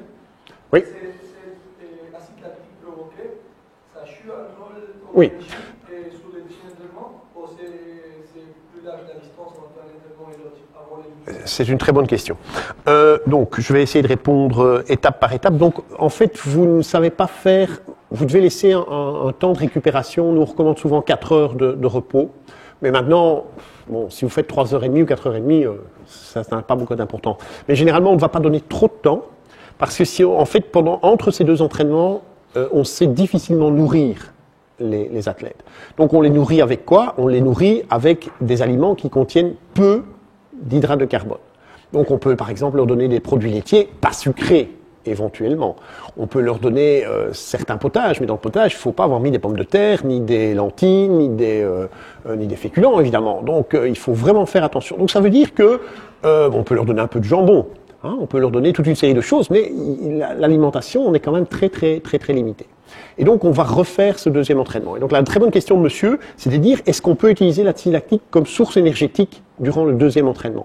La réponse est non, parce qu'en fait, généralement, en 4 heures, vous l'avez complètement éliminé. Mais ça amène à une autre chose, c'est qu'effectivement, cet acide lactique, qui on donne tous les maux de la tête, c'est très utile, en fait. Hein, c'est très utile. Et donc, par exemple, le cœur, le myocarde, pendant l'exercice, son substrat principal, c'est l'acide lactique qui est produit par les muscles. Donc vous produisez de l'acide lactique par les muscles, vous transférez cet acide lactique dans le sang, Et le myocarde, ce qu'il fait, c'est qu'il reprend l'acide lactique et il va utiliser l'acide lactique comme une source d'énergie.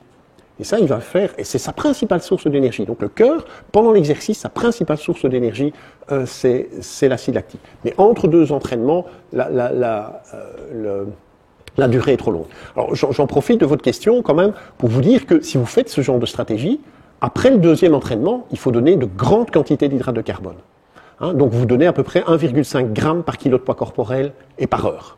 Donc la première heure après l'entraînement, prenez le poids de votre athlète. Après le deuxième entraînement, 1,5 g d'hydrates de carbone dans la première heure qui suit, et si vous pouvez encore en donner par après, parce qu'à ce moment-là, il faut évidemment recharger le système, hein, sinon l'adaptation ne sera pas. En fait, le stimulus ici, ce sont les deux entraînements, hein. C'est pas un, et c'est en fait surtout le deuxième. Hein. Et puis après, il faut amener l'énergie nécessaire que pour induire. Oui, monsieur. Oui.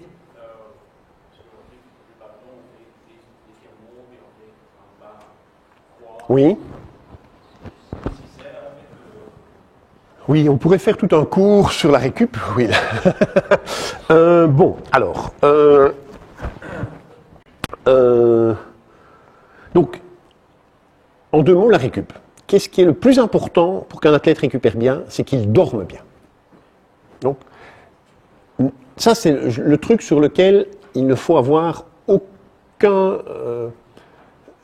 Donc, si on dit, ah oui, mais on va faire un massage, le massage, ça va vous aider à récupérer, mais vous allez dormir 1 heure de moins, ne faites pas le massage, laissez-le dormir. Donc, la chose principale pour récupérer, c'est dormir. Donc, un athlète doit dormir plus que monsieur et madame tout le monde. Hein, donc, un athlète, surtout quand il monte sa charge d'entraînement, devrait quand même dormir, enfin, ça dépend quel type mais on est quand même à l'ordre de 9 heures. Par exemple, les joueurs de foot, je ne sais pas s'ils dorment tous 9 heures. Hein, c'est un message à faire passer aux joueurs de foot. Le grand problème, c'est qu'à cause de l'adrénaline, exact. on ne sait pas dormir, mais c'est pas la même chose, certainement. Dormir et seulement. C'est mieux de dormir, mais ça, je suis bien d'accord avec vous. Donc, par exemple, vous jouez à un match de foot ou un match de tennis, par exemple. Hein, terminez un match de tennis, puisque c'est impossible, mais c'est la même chose. Honnêtement, moi, la semaine dernière, je donnais cours à l'étranger de 7h à 10h le soir. Quand j'ai fini, je ne sais pas dormir. Hein. Il faut un moment que... Et c'est pas du sport de haut niveau. Hein. Mais simplement, le fait d'être attentif, ben, ça vous monte un peu le système sympathique et vous dormez moins. Mais ce que je veux dire, c'est, bien sûr, ça c'est vrai au moment des compétitions. C'est vrai au moment des compétitions. Et donc, bon, c'est vrai que si on va dormir un peu plus tard, ben, idéalement, il faut essayer de rester dans son lit plus tard. Mais au moment de l'entraînement, hein, au moment où on s'entraîne, au moment surtout où on augmente les charges d'entraînement, comme par exemple durant les périodes de stage, à ce moment-là, on peut terminer l'entraînement plus tôt, d'accord? Et le message, c'est dormez.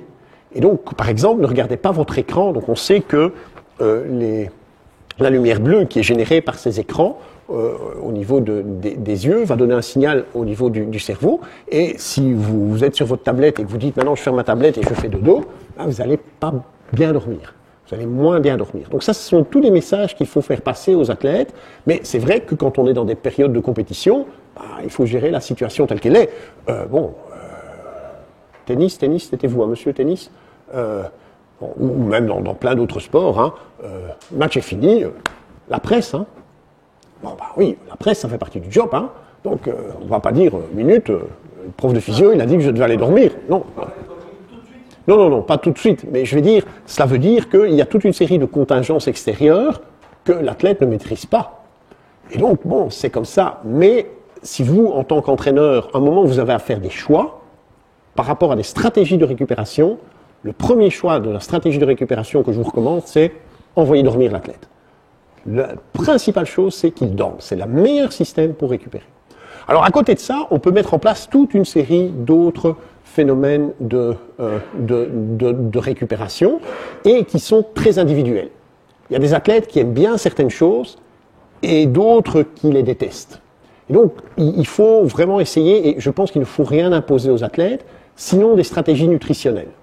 Donc, il y a des stratégies nutritionnelles qui permettent de bien récupérer. Ça, je pense qu'il faut être quand même assez exigeant sur les stratégies nutritionnelles. Il faut manger, bien manger, de bonne quantité, etc. Alors, est-ce qu'il faut aller au sauna?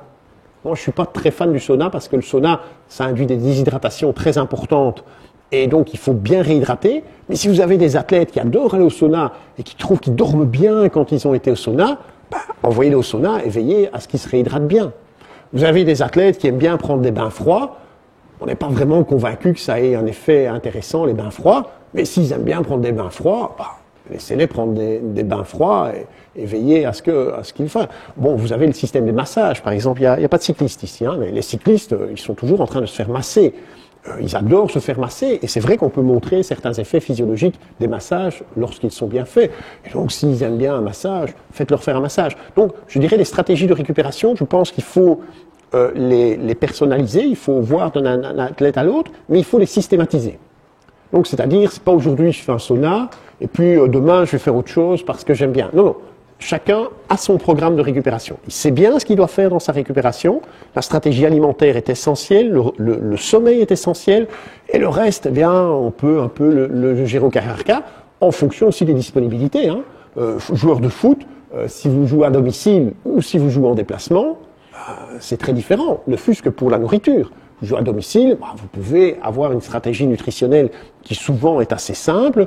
Vous jouez à l'extérieur, oui, il faut peut-être trouver des stratégies qui sont un peu différentes, parce que on sait pas, généralement, on ne sait pas avoir un local dans lequel on remet les athlètes, on les fait manger, etc., etc. Bon, je veux dire, ça dépend des circonstances et aussi des budgets qu'on peut mettre pour la récupération. Mais la récupération est quelque chose d'important. J'ai répondu à votre question, monsieur? Oui. Donc, il y a un abstract sur. Nico anime un petit module sur la récupération dans le module. Une petite partie sur la récupération dans le module planification de l'entraînement. Et on fait un exposé théorique d'une demi-heure et qui va un peu plus loin de ce que tu as expliqué là maintenant. Voilà. Vous attendrez, mais souvent vous pouvez y aller. Hein. Non, c'est parce que, est-ce que la cryothérapie, peut-être... On n'est pas convaincu de la cryothérapie. Pardon ? On n'est pas convaincu de la cryothérapie. Voilà, c'était pour ça que je posais la question. On est même... Donc la cryothérapie, donc il y a différents types de cryothérapie. Donc il y a des cryothérapies, disons, un peu froides. Donc vous mettez par exemple l'athlète dans un bain d'eau froide, donc eau du robinet, 8 degrés, d'accord ? Et puis vous le faites passer dans un bain chaud. Donc alterner bain chaud, bain froid. Vous avez en fait quel type d'adaptation ? Vous avez en fait des vasoconstrictions, des vasodilatations, qui généralement donnent une impression de relâchement à l'athlète, qui est en fait assez similaire à ce que l'on va trouver au sauna. À part qu'au sauna, on va le faire corps entier, et qu'au sauna, on va avoir de grandes pertes hydriques.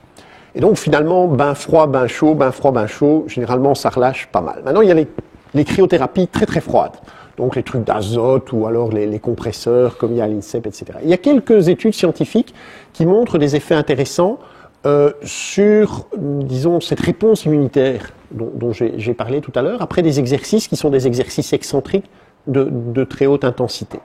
Mais il y a aussi toute une série d'études qui montrent des effets négatifs, entre autres sur une étude australienne sur des rugbyman, qui montrent par exemple que l'hématocrite a tendance à diminuer. Donc en fait, on détruit un peu les globules rouges.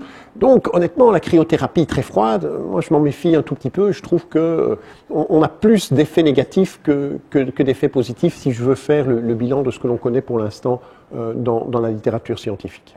Donc ça, c'est mon avis par rapport à la cryothérapie. Maintenant, il y a un aspect commercial derrière qui vous vend tous les vertus de la cryothérapie et bien sûr qui vous montre tous les effets positifs, mais qui oublie qu'il y a toute une série de publications qui vous montrent aussi qu'il y a des effets négatifs. Et donc, si on voit les deux, je suis pas sûr que la balance soit positive. J'ai vu une main là, une main là, une main là. William, j'arriverai jamais au bout. Mais c'est pas grave, c'est mieux comme ça. Je parle de mon expérience. Non, mais allez-y. J'ai fait une espèce de cryothérapie aux Alpes, en fait. Oui. Et avec des films sur les jambes. C'était pour les jambes lourdes, par exemple. J'avais une sensation de bien-être.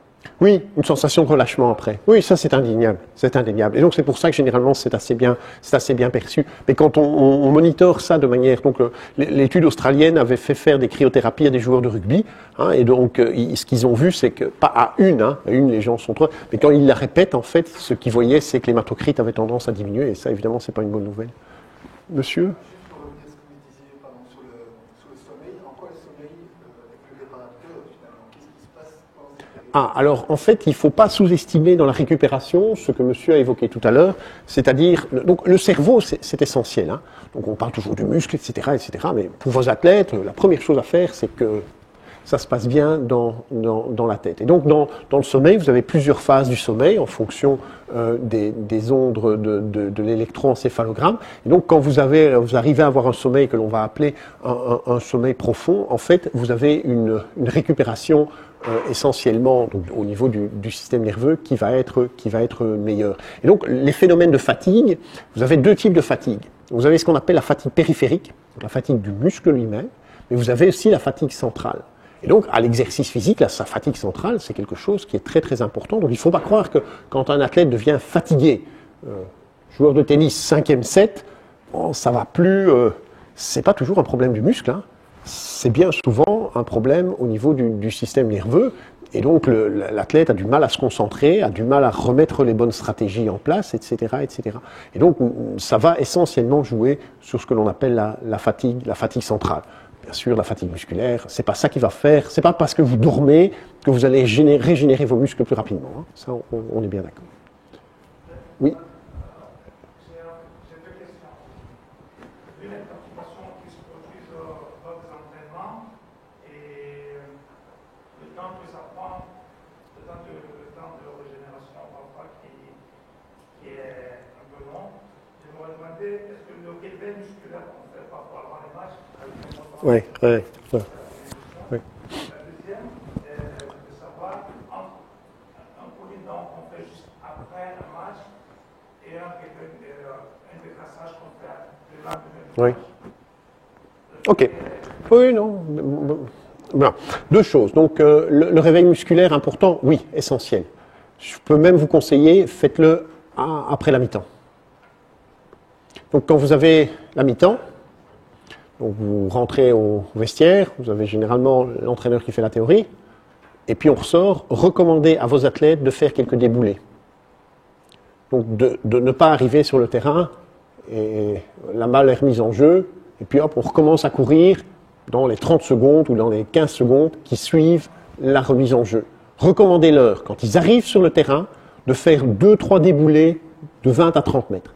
20 à 30 mètres, très très rapide, repos. 20 à 30 mètres, très très rapide, repos. 20 à 30 mètres, très très rapide, repos.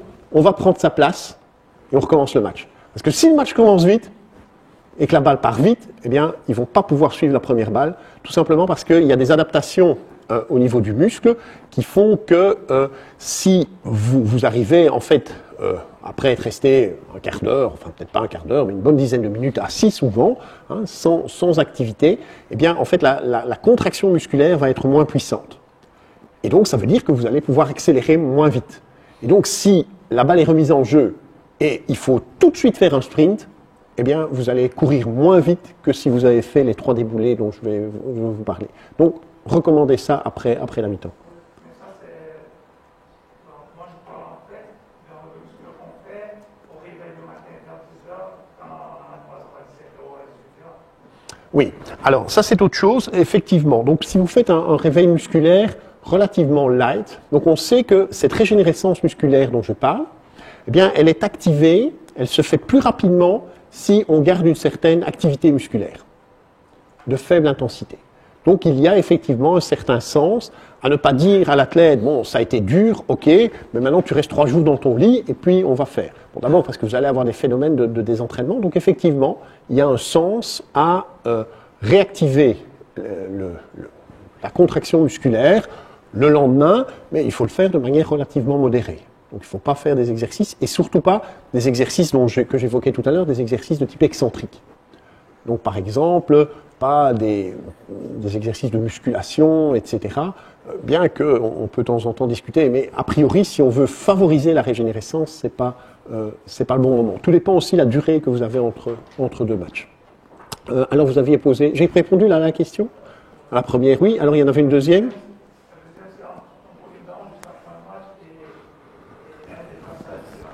Oui. Le cooling down, c'est pas mal si vous avez l'occasion de le faire.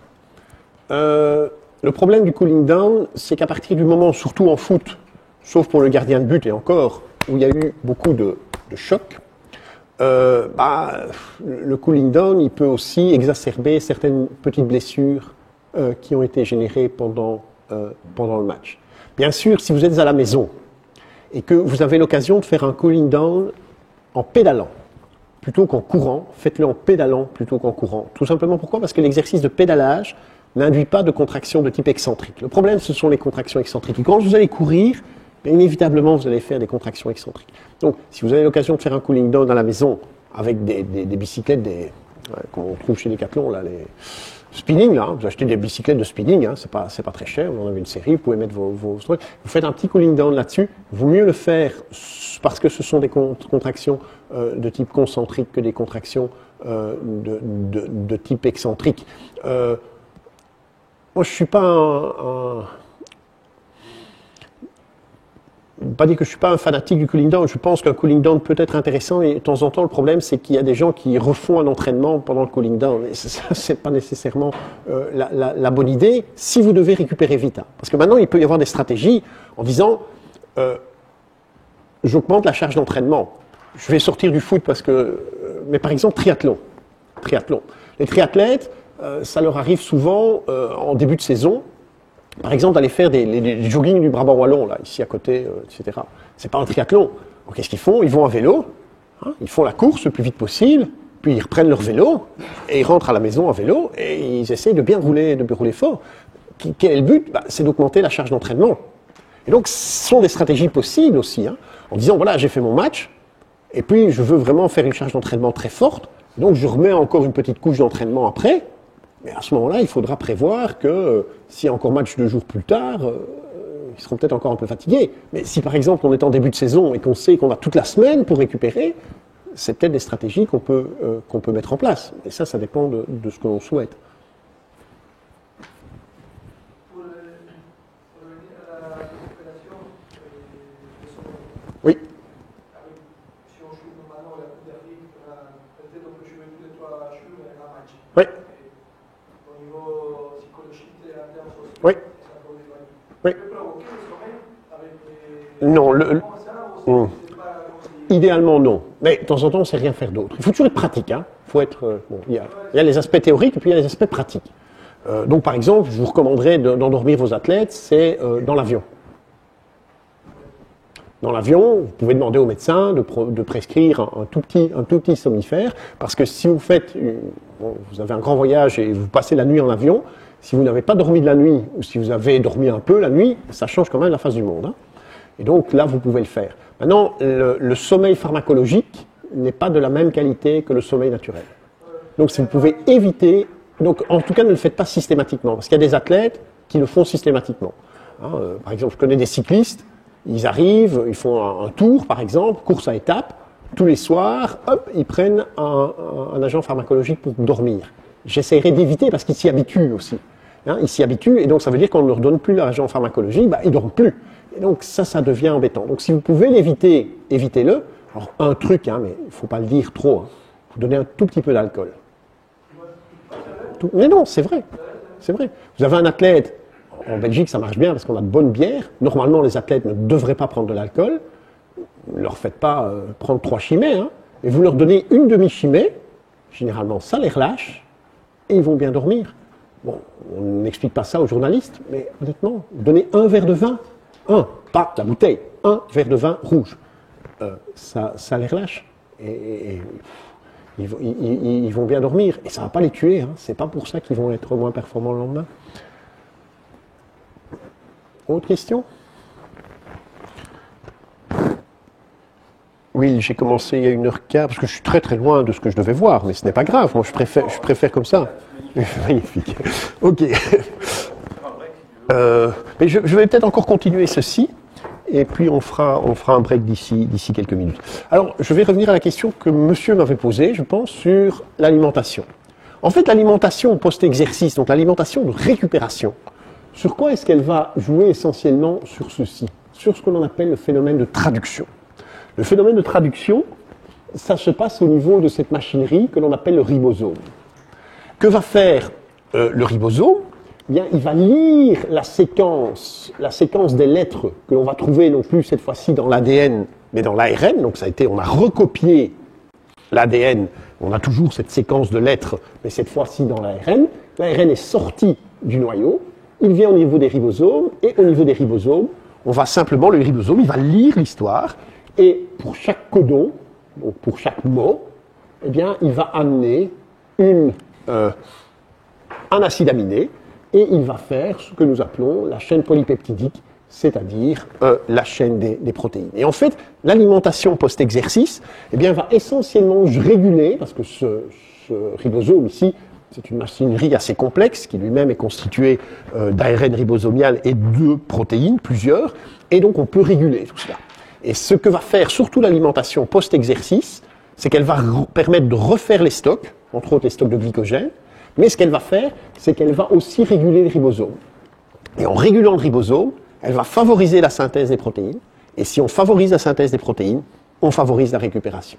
Et donc c'est pour ça que la récupération post-effort est aussi importante pour refaire les stocks d'énergie et pour favoriser la synthèse protéique et faire la récupération. Alors je vous avais dit que je vous parlerai un tout petit peu des jumeaux.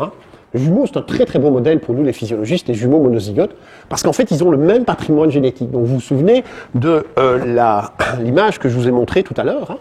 On a le génome, d'accord, et le génome, donc l'ADN, papa-maman, et puis ça va réguler la synthèse protéique grâce à l'entraînement, et c'est ça qui va donner le phénotype.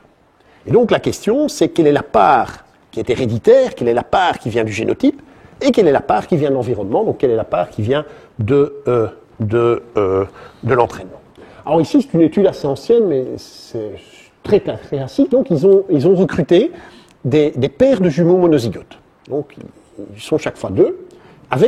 Donc monozygotes, ça veut dire qu'ils viennent du même œuf, ça veut dire qu'ils ont le génome qui est exactement le même.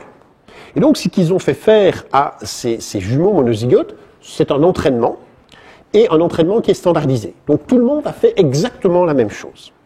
Et ce qui avait été fait, c'est qu'on a mesuré la consommation maximale d'oxygène avant l'entraînement, on a mesuré la consommation maximale d'oxygène après l'entraînement, et donc ce qu'on rapporte ici, c'est simplement le delta, c'est-à-dire la différence, la façon dont ils ont progressé dans leur consommation maximale d'oxygène. Et ici, vous avez le jumeau 1, et ici, vous avez le jumeau 2, et chaque point correspond donc à une paire de jumeaux. Et donc, ce que vous voyez, c'est que lorsque le jumeau A a bien progressé, eh bien, en général, le jumeau B a bien progressé aussi. Et si le jumeau A a mal progressé, eh bien, le jumeau B a mal progressé aussi, ce qui montre que, effectivement, l'adaptation à l'entraînement, eh bien, a une composante qui est une composante héréditaire qui est très importante. Et donc, vous avez intérêt à choisir vos athlètes avec une bonne composante génétique, avec une bonne composante héréditaire. Alors, on peut se demander quelle est la fonction de l'entraînement physique, justement, sur cette expression du génome. Il y a une très vieille étude, 1969, qui illustre cela de manière assez amusante. En fait, il s'agit de deux frères qui sont des jumeaux monozygotes. Ça veut dire que leur patrimoine génétique est exactement le même. Et effectivement, quand vous les voyez, ils se ressemblent très fort, ils ont la même taille, mais évidemment, leur morphotype est quelque peu différent. Alors pourquoi est-il différent ? Eh bien, tout simplement parce que il y a eu une composante environnementale, c'est-à-dire qu'ils se sont entraînés de manière différente. Otto, que vous voyez ici sur la gauche, est un coureur de 1500 mètres. Alors que Ewald, qui on remet un petit peu, on est bien d'accord, eh bien lui c'est un bodybuilder, ou plutôt un haltérophile. Et donc vous voyez très très clairement que même si le génome est identique, eh bien la composante environnementale liée à l'entraînement peut induire par exemple des masses musculaires qui sont très différentes, et vous voyez même la largeur des épaules, c'est-à-dire des développements osseux, qui peuvent être également très très différents. Et ceci illustre très très bien que pour être un bon athlète dans une discipline donnée, il faut évidemment avoir une composante génétique qui soit favorable, mais encore, faut-il travailler cette composante génétique de la manière la plus pointue possible pour arriver au meilleur niveau d'excellence, et que les deux composantes vont intervenir dans la performance, que ce soit la composante génétique ou la composante environnementale qui est en fait liée à l'entraînement. Alors on peut se demander Maintenant que l'on possède toute une série de techniques, par exemple les techniques d'investigation policière que vous pouvez voir dans les séries à la télé, on parle souvent de dire que l'on a reconnu un coupable par des analyses génétiques, etc. Eh bien, est-on capable de discerner finalement et de mettre en évidence des gènes qui sont plus favorables ou moins favorables pour la performance sportive? Et la réponse est, comme vous pouvez vous en douter, affirmative. On peut effectivement, et on a montré dans la littérature, toute une série de gènes qui donnent certaines prédispositions, soit à être plus performant dans des épreuves d'endurance, soit à être plus performant, par exemple, dans des performances plutôt liées au sprint, à la puissance et au développement de la force musculaire. Alors je vous présente ici celui qui a sans doute été le pionnier, je vais dire, des gènes, celui qu'on a montré ou qu'on a documenté le plus en premier lieu. Donc c'est un gène qui va intervenir qui va intervenir pour des performances en endurance. Et en fait, il existe deux formes de ce gène. Il y a un gène, donc vous vous souvenez ce que je vous ai raconté tout à l'heure, le gène va être composé de toute une série de mots, et chacun des mots va être composé de 3 lettres. Eh bien, il y a en fait un nombre de mots supplémentaires dans la phrase qui est le gène. Et c'est ce qu'on va appeler l'allèle I, donc I pour insertion et D pour délétion. Donc le I est un peu plus long, si vous voulez, la phrase I est un peu plus long que la phrase D, le gène I est un peu plus long que le gène D. Et donc ce que l'on constate, si on compare des gens qui ont fait des ascensions à très haute altitude, c'est-à-dire à plus de 7200 mètres d'altitude, eh bien on voit que l'allèle I est beaucoup plus présent chez eux que l'allèle D que l'on retrouve dans la population générale, ici représentée en bleu, donc ce que l'on va appeler la population contrôle, où vous voyez qu'il y a en fait 50% de la population qui a un allèle I et un allèle D, 25% à peu près qui est DD et 25% qui est II. Et vous ne retrouvez pas du tout cette disposition chez les grimpeurs qui sont montés à plus de 7200 mètres d'altitude, puisque vous voyez que la prévalence, donc le nombre de fois où l'allèle I est présent est beaucoup plus important, puisqu'on a quasiment 50% qui sont II, on a un tout petit peu moins qui sont ID, et très peu, moins de 10%, qui ont les deux allèles D. Et donc cela montre que, finalement, comme pour les sportifs de haut niveau, eh bien, ces grimpeurs ou ces alpinistes de haut niveau, eh bien, doivent également avoir certaines prédispositions génétique. Alors, est-ce qu'on peut retrouver le même genre de phénomène véritablement dans le sport et dans l'adaptation à l'entraînement? Bien, la réponse est également positive. Ceci, c'est une étude qui a été faite par un collègue anglais qui s'appelle Montgomery et qui n'a rien à voir avec le général américain, du moins je le crois. En fait, à l'armée, ils ont beaucoup de chance parce qu'en fait, ils peuvent faire des entraînements qui sont très standardisés sur des jeunes recrues. Et donc cet entraînement très standardisé permet de le faire sur un très grand nombre de personnes, et on peut donc étudier l'adaptation qu'il y a après, par exemple, la période d'instruction militaire. Si pendant cette période d'instruction militaire, eh bien, on standardise bien les séances liées à l'activité physique. Et ici, c'est ce qui a été fait. Et donc, on a mesuré un test de conditions physiques, et on voit ici sur l'axe vertical eh bien, la progression que les sujets ont eue, qui est en fait une capacité qu'ils avaient à réaliser un exercice plus longtemps, et donc ce que l'on montre, c'est l'accroissement de la durée qui est exprimé en secondes. Bien, vous voyez très clairement que les porteurs des deux allèles I ont la progression la plus spectaculaire, alors que ceux qui sont représentés ici à droite, qui ont les deux allèles D, eh bien, ont la progression la moins spectaculaire, et on va retrouver à l'intermédiaire ceux qui possèdent un allèle I et un allèle D, donc ce qui nous montre bien que posséder cette insertion, donc cet allèle I, dans le gène ACE, qui est représenté ici, eh bien, confère en fait une capacité génétique qui est plus favorable pour des sports d'endurance. Alors on connaît d'autres gènes, par exemple des gènes qui, eux, confèrent plus à de bonnes capacités de réponse à l'entraînement lors de sports plutôt liés à la musculation. Bon, on pourrait essayer d'identifier les gens qui sont bons répondeurs à certaines disciplines. Alors bon, est-ce que au handball il va être ailier ou est-ce qu'il va être au centre? Ça, on n'en est pas encore là. Mais en tout cas, pour savoir si on est plutôt doué pour des épreuves d'endurance, plutôt doué pour des épreuves de vitesse, de force et de puissance, ce serait techniquement, ce serait faisable. Il y a juste deux limites. Il y a une limite, c'est que ça coûterait très très cher. Et deuxièmement, il y a un problème éthique, quoi. Est-ce que éthiquement on peut faire cela? C'est quand même très très très très borderline. Parce qu'on pourrait faire ça aussi pour votre assurance vie. Hein.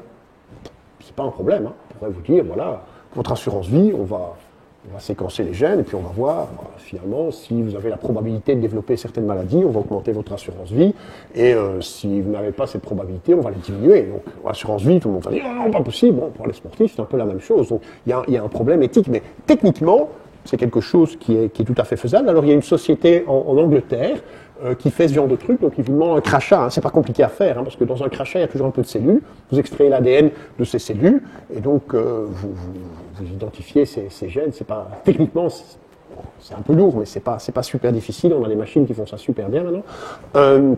On a une fois pour rigoler envoyé un crachat ici d'une des collaboratrices pour voir un peu ce qui revenait.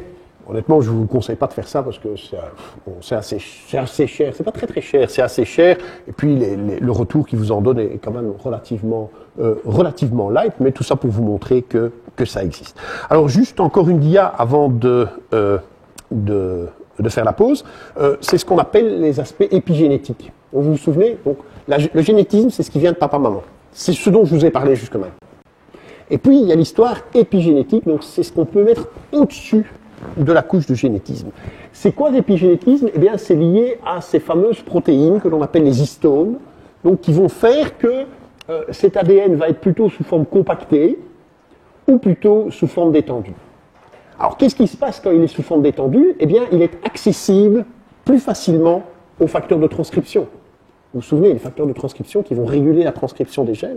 Mais à partir du moment où l'ADN est plus détendu, les facteurs de transcription vont avoir un accès plus facile, et donc c'est un ADN qui est beaucoup plus facilement transcriptible. On peut beaucoup plus vite le transcrire. Et inversement, vous avez ici des gènes, un ADN qui est plus compacté, et donc beaucoup plus difficile d'accès aux facteurs de transcription. Qu'est-ce qui va réguler cela? Eh bien, ce sont des modifications au niveau des histones. C'est une modification au niveau des histones, ce qu'on va appeler des acétylations, des désacétylations au niveau des histones.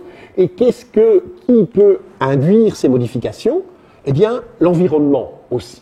L'environnement, comme par exemple certaines maladies, comme par exemple la nourriture, comme par exemple certains agents pharmacologiques, certains polluants. Et il y a un truc qui manque ici, c'est l'exercice, parce que souvent les gens ne s'occupent pas de l'exercice. Si vous vous exercez, si vous faites de l'exercice régulièrement, si vous faites de l'activité physique, si vous entraînez les gens, eh bien vous allez modifier l'acétylation des histones.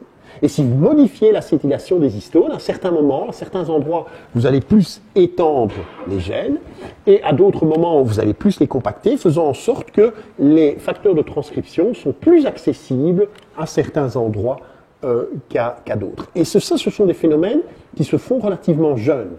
Et donc toute l'importance en matière de santé publique, finalement, de faire de l'exercice à des gens qui sont relativement jeunes. D'un point de vue pratique, pour vous, cela veut dire que eh bien, vous avez des gens qui ont été très entraînés, et souvent vous le remarquez de manière intuitive, ils sont plus vite réentraînables.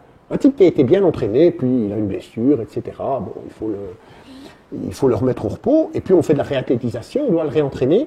Généralement, quelqu'un qui a été entraîné est plus vite réentraînable. Eh bien, il est très vraisemblable, on n'est pas encore tout à fait sûr, mais il est très vraisemblable que ce soit lié à des facteurs de type épigénétique. Que les gens font en sorte que, eh bien, par ces modifications au niveau de l'acétylation de leurs histones, eh bien, ils font en sorte qu'à un moment donné, quand on va les réentraîner, eh bien, ils deviennent plus réentraînables. Et donc, ce sont, je dirais, des phénomènes qui sont plutôt des phénomènes à long terme, hein. Ce sont des phénomènes sur plusieurs années, alors que la transcription, dont je vous ai parlé tout à l'heure, est un phénomène qui est un phénomène à plus court terme. Oui. Est-ce qu'un humain garde ça toute sa vie Oui. Oui, en fait, on garde ça très longtemps. C'est des choses qu'on ne connaît pas encore, surtout à l'exercice. Il y a des collègues, une collègue suédoise, Madame Zirat, qui étudie ça très très fort pour l'instant. Donc, on progresse beaucoup dans la compréhension qu'on a des mécanismes épigénétiques. Mais oui, ce sont des choses qui vraisemblablement durent très longtemps. Et donc, oui, ce sont des phénomènes à relativement long terme. Et en fait, tous les arguments qu'on a maintenant montrent que finalement, mais ça c'est plutôt en termes de santé publique, que faire de l'exercice, surtout à l'adolescence, jeune et à l'adolescence, c'est quelque chose qui est très très important parce que ça prépare finalement pour le restant de la vie.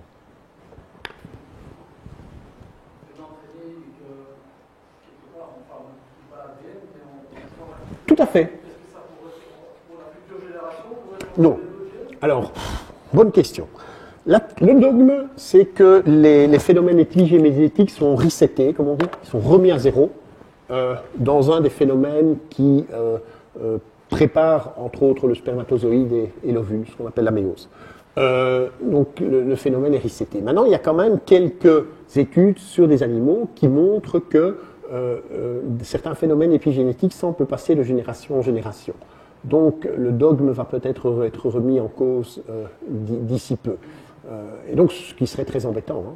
En fait, on a ça d'un point de vue épidémiologique, c'est que vous avez plus de probabilité d'être obèse si vous naissez dans une famille d'obèses. Alors vous allez dire, oui, mais c'est parce qu'ils bouffent beaucoup, ils bouffent des chips, etc. Oui, mais on sait faire ça aussi chez les animaux. Donc si on induit une obésité chez des rats, par exemple, ou chez des souris, mais chez les rats, ça marche très bien, on peut les nourrir avec une diète cafétéria, comme on dit, une diète enrichie en graisse, et puis on les fait se reproduire, et on voit que la descendance a une tendance spontanée à être plus obèse aussi. Alors ça peut être aussi des phénomènes qui se passent in utero. Donc l'idée qu'on en a pour l'instant, c'est que le système est reseté au moment de la conception, on part tous à zéro. Mais que ces phénomènes, eh bien, dès que nos cellules commencent à se diviser, dès le début du développement embryonnaire, c'est-à-dire quand on est encore dans l'utérus de la mère, eh bien, il y a certains phénomènes de type épigénétique qui peuvent se mettre en place. Et donc, par exemple, le comportement de la mère qui porte l'enfant, d'un point de vue nutritionnel, d'un point de vue agent toxique extérieur, eh bien, peut effectivement avoir un impact très important sur la santé ultérieure du futur enfant, santé ultérieure qui va peut-être payer uniquement quand il sera beaucoup plus vieux à cause de ce genre de phénomène.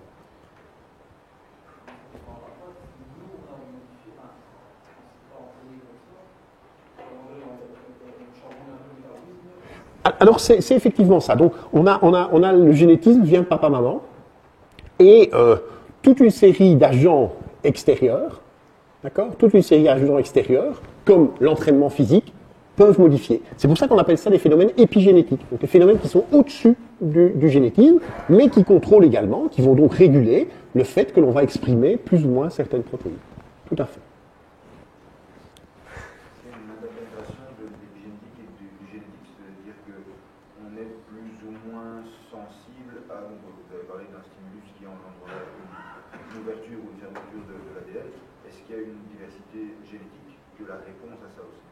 Oui, c'est une bonne question. Donc la question de monsieur, c'est de dire est-ce que la réponse épigénétique est la même pour tout le monde ou est-ce qu'elle va varier en fonction du génétisme? Oui, tout à fait. Vous avez raison, ça va varier en fonction du génétisme. Pourquoi? Parce que les histones, ce sont des protéines. Et donc les histones sont codées par des gènes. Et donc en fonction du type d'histone qu'on a, on peut avoir effectivement une réponse épigénétique qui est un peu différente. Vous avez raison.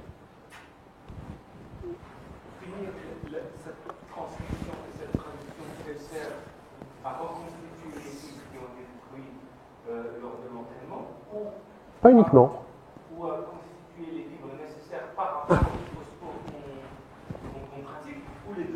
Les deux. Et encore beaucoup plus que ça. Et encore beaucoup plus que ça. Donc la question c'est est-ce que on va reconstituer, est-ce que ces phénomènes de traduction, transcription, donc la régulation de la synthèse protéique, va conditionner la réparation des fibres endommagées ou est-ce qu'on va faire de nouvelles fibres? C'est ça? Et ma réponse, c'est oui, les deux et encore beaucoup plus que ça. Donc, on va effectivement réparer les fibres, d'accord? On sait que chez l'athlète entraîné, par exemple en musculation, l'hypertrophie musculaire est due à deux choses. Donc, vous avez des fibres qui sont plus grosses. Donc, ce que va faire l'athlète, c'est que les fibres vont devenir plus grosses, mais on sait aussi qu'il peut y avoir plus de fibres. Donc, ça veut dire qu'on va activer des mécanismes qui vont générer des nouvelles fibres. C'est quelque chose qu'on maîtrise assez bien. Mais il n'y a pas que les fibres. Par exemple, les enzymes dont j'ai parlé tout à l'heure et dont je vais beaucoup parler maintenant, les enzymes qui permettent de dégrader le glycogène, les enzymes de la glycolyse, par exemple, la phosphofructokinase, etc., ce sont des protéines, et donc on va les réguler par l'entraînement. Dans la mitochondrie, en fait, c'est un peu compliqué parce que la mitochondrie, elle est... donc les protéines qui vont constituer la mitochondrie, qui sont dans la mitochondrie, elles sont partiellement codées par l'ADN mitochondrial, mais il y en a qui sont aussi codées par l'ADN nucléaire. Et donc, c'est véritablement une synergie entre les deux qui va conduire à ce qu'on appelle la biogenèse mitochondriale. Et donc, les mitochondries, c'est vachement important, c'est la centrale énergétique de la cellule. Et donc, on va réguler l'expression de certaines protéines que l'on trouve dans la mitochondrie, par exemple la succinate déshydrogénase, la citrate synthase, etc. Ça va être régulé par l'entraînement, très important pour les athlètes d'endurance. Les fibres, les fibres nécessaires à la pratique d'un sport particulier ne peuvent pas être indéfiniment produites. Alors. Quelqu'un qui a besoin de fibres pour, je sais pas, faire un sport d'endurance. Oui. Ah oui, on est bien On d'accord. peut réparer, oui, mais produire les fibres nécessaires, oui. Alors, donc la nouvelle production de fibres, c'est surtout dans les sports de force. Dans les sports d'endurance, c'est pas tellement ce qui va se passer. Alors, il faut bien faire attention à ce qu'on appelle les sports d'endurance. Moi, je vais faire deux distinctions dans les sports d'endurance. Je dirais, il y a jusqu'au marathon et après le marathon. Marathon 2h04, 2h3, 2h4, record du monde, help. Oui, mais bon, pour courir un marathon à cette vitesse-là, il faut courir vite. Il faut courir très, très vite. Et donc, vous ne savez pas faire ça avec des fibres lentes. Donc, la fibre du marathonien de haut niveau, c'est pas la fibre 1, c'est la fibre 2A. La fibre 2A, qui est une fibre qui a déjà des caractéristiques rapides, qui a de très très bonnes caractéristiques oxydatives, donc elle est endurante, et qui a aussi des caractéristiques glycolytiques. C'est aussi la fibre du joueur de foot. En fait, c'est la fibre de quasi tous les sportifs, sauf des gens qui font, par exemple, des ultra-trails. Si vous faites de l'ultra-trail, ça c'est autre chose. Ce qui est la fibre importante, c'est la fibre de type 1. Alors, est-ce qu'on va pouvoir modifier cela de manière indéfinie? Non. Bon. Une chose, c'est qu'il y a une partie génétique là-dedans. Donc, naturellement, il y a des gens qui ont plus de fibres de type 2, rapide, et moins de fibres de type 1, et vice-versa. L'entraînement peut quelque peu moduler. Ça peut le moduler quand même assez fort. Ça peut le moduler assez fort. On peut aller dans des modèles extrêmes. On peut faire des modèles extrêmes, mais vous pouvez quand même avoir des modulations qui sont quand même assez fortes. Et vous allez arriver, par exemple, chez les athlètes d'endurance, à un grand pourcentage de fibres de type 1. Évidemment, on ne peut pas dépasser 100%, ça on est bien d'accord. Donc, effectivement, dans ce sens-là, il peut y avoir une certaine limitation. On fait la pause? À quoi? Un bon quart d'heure? Un quart d'heure, on recommence à moins 15.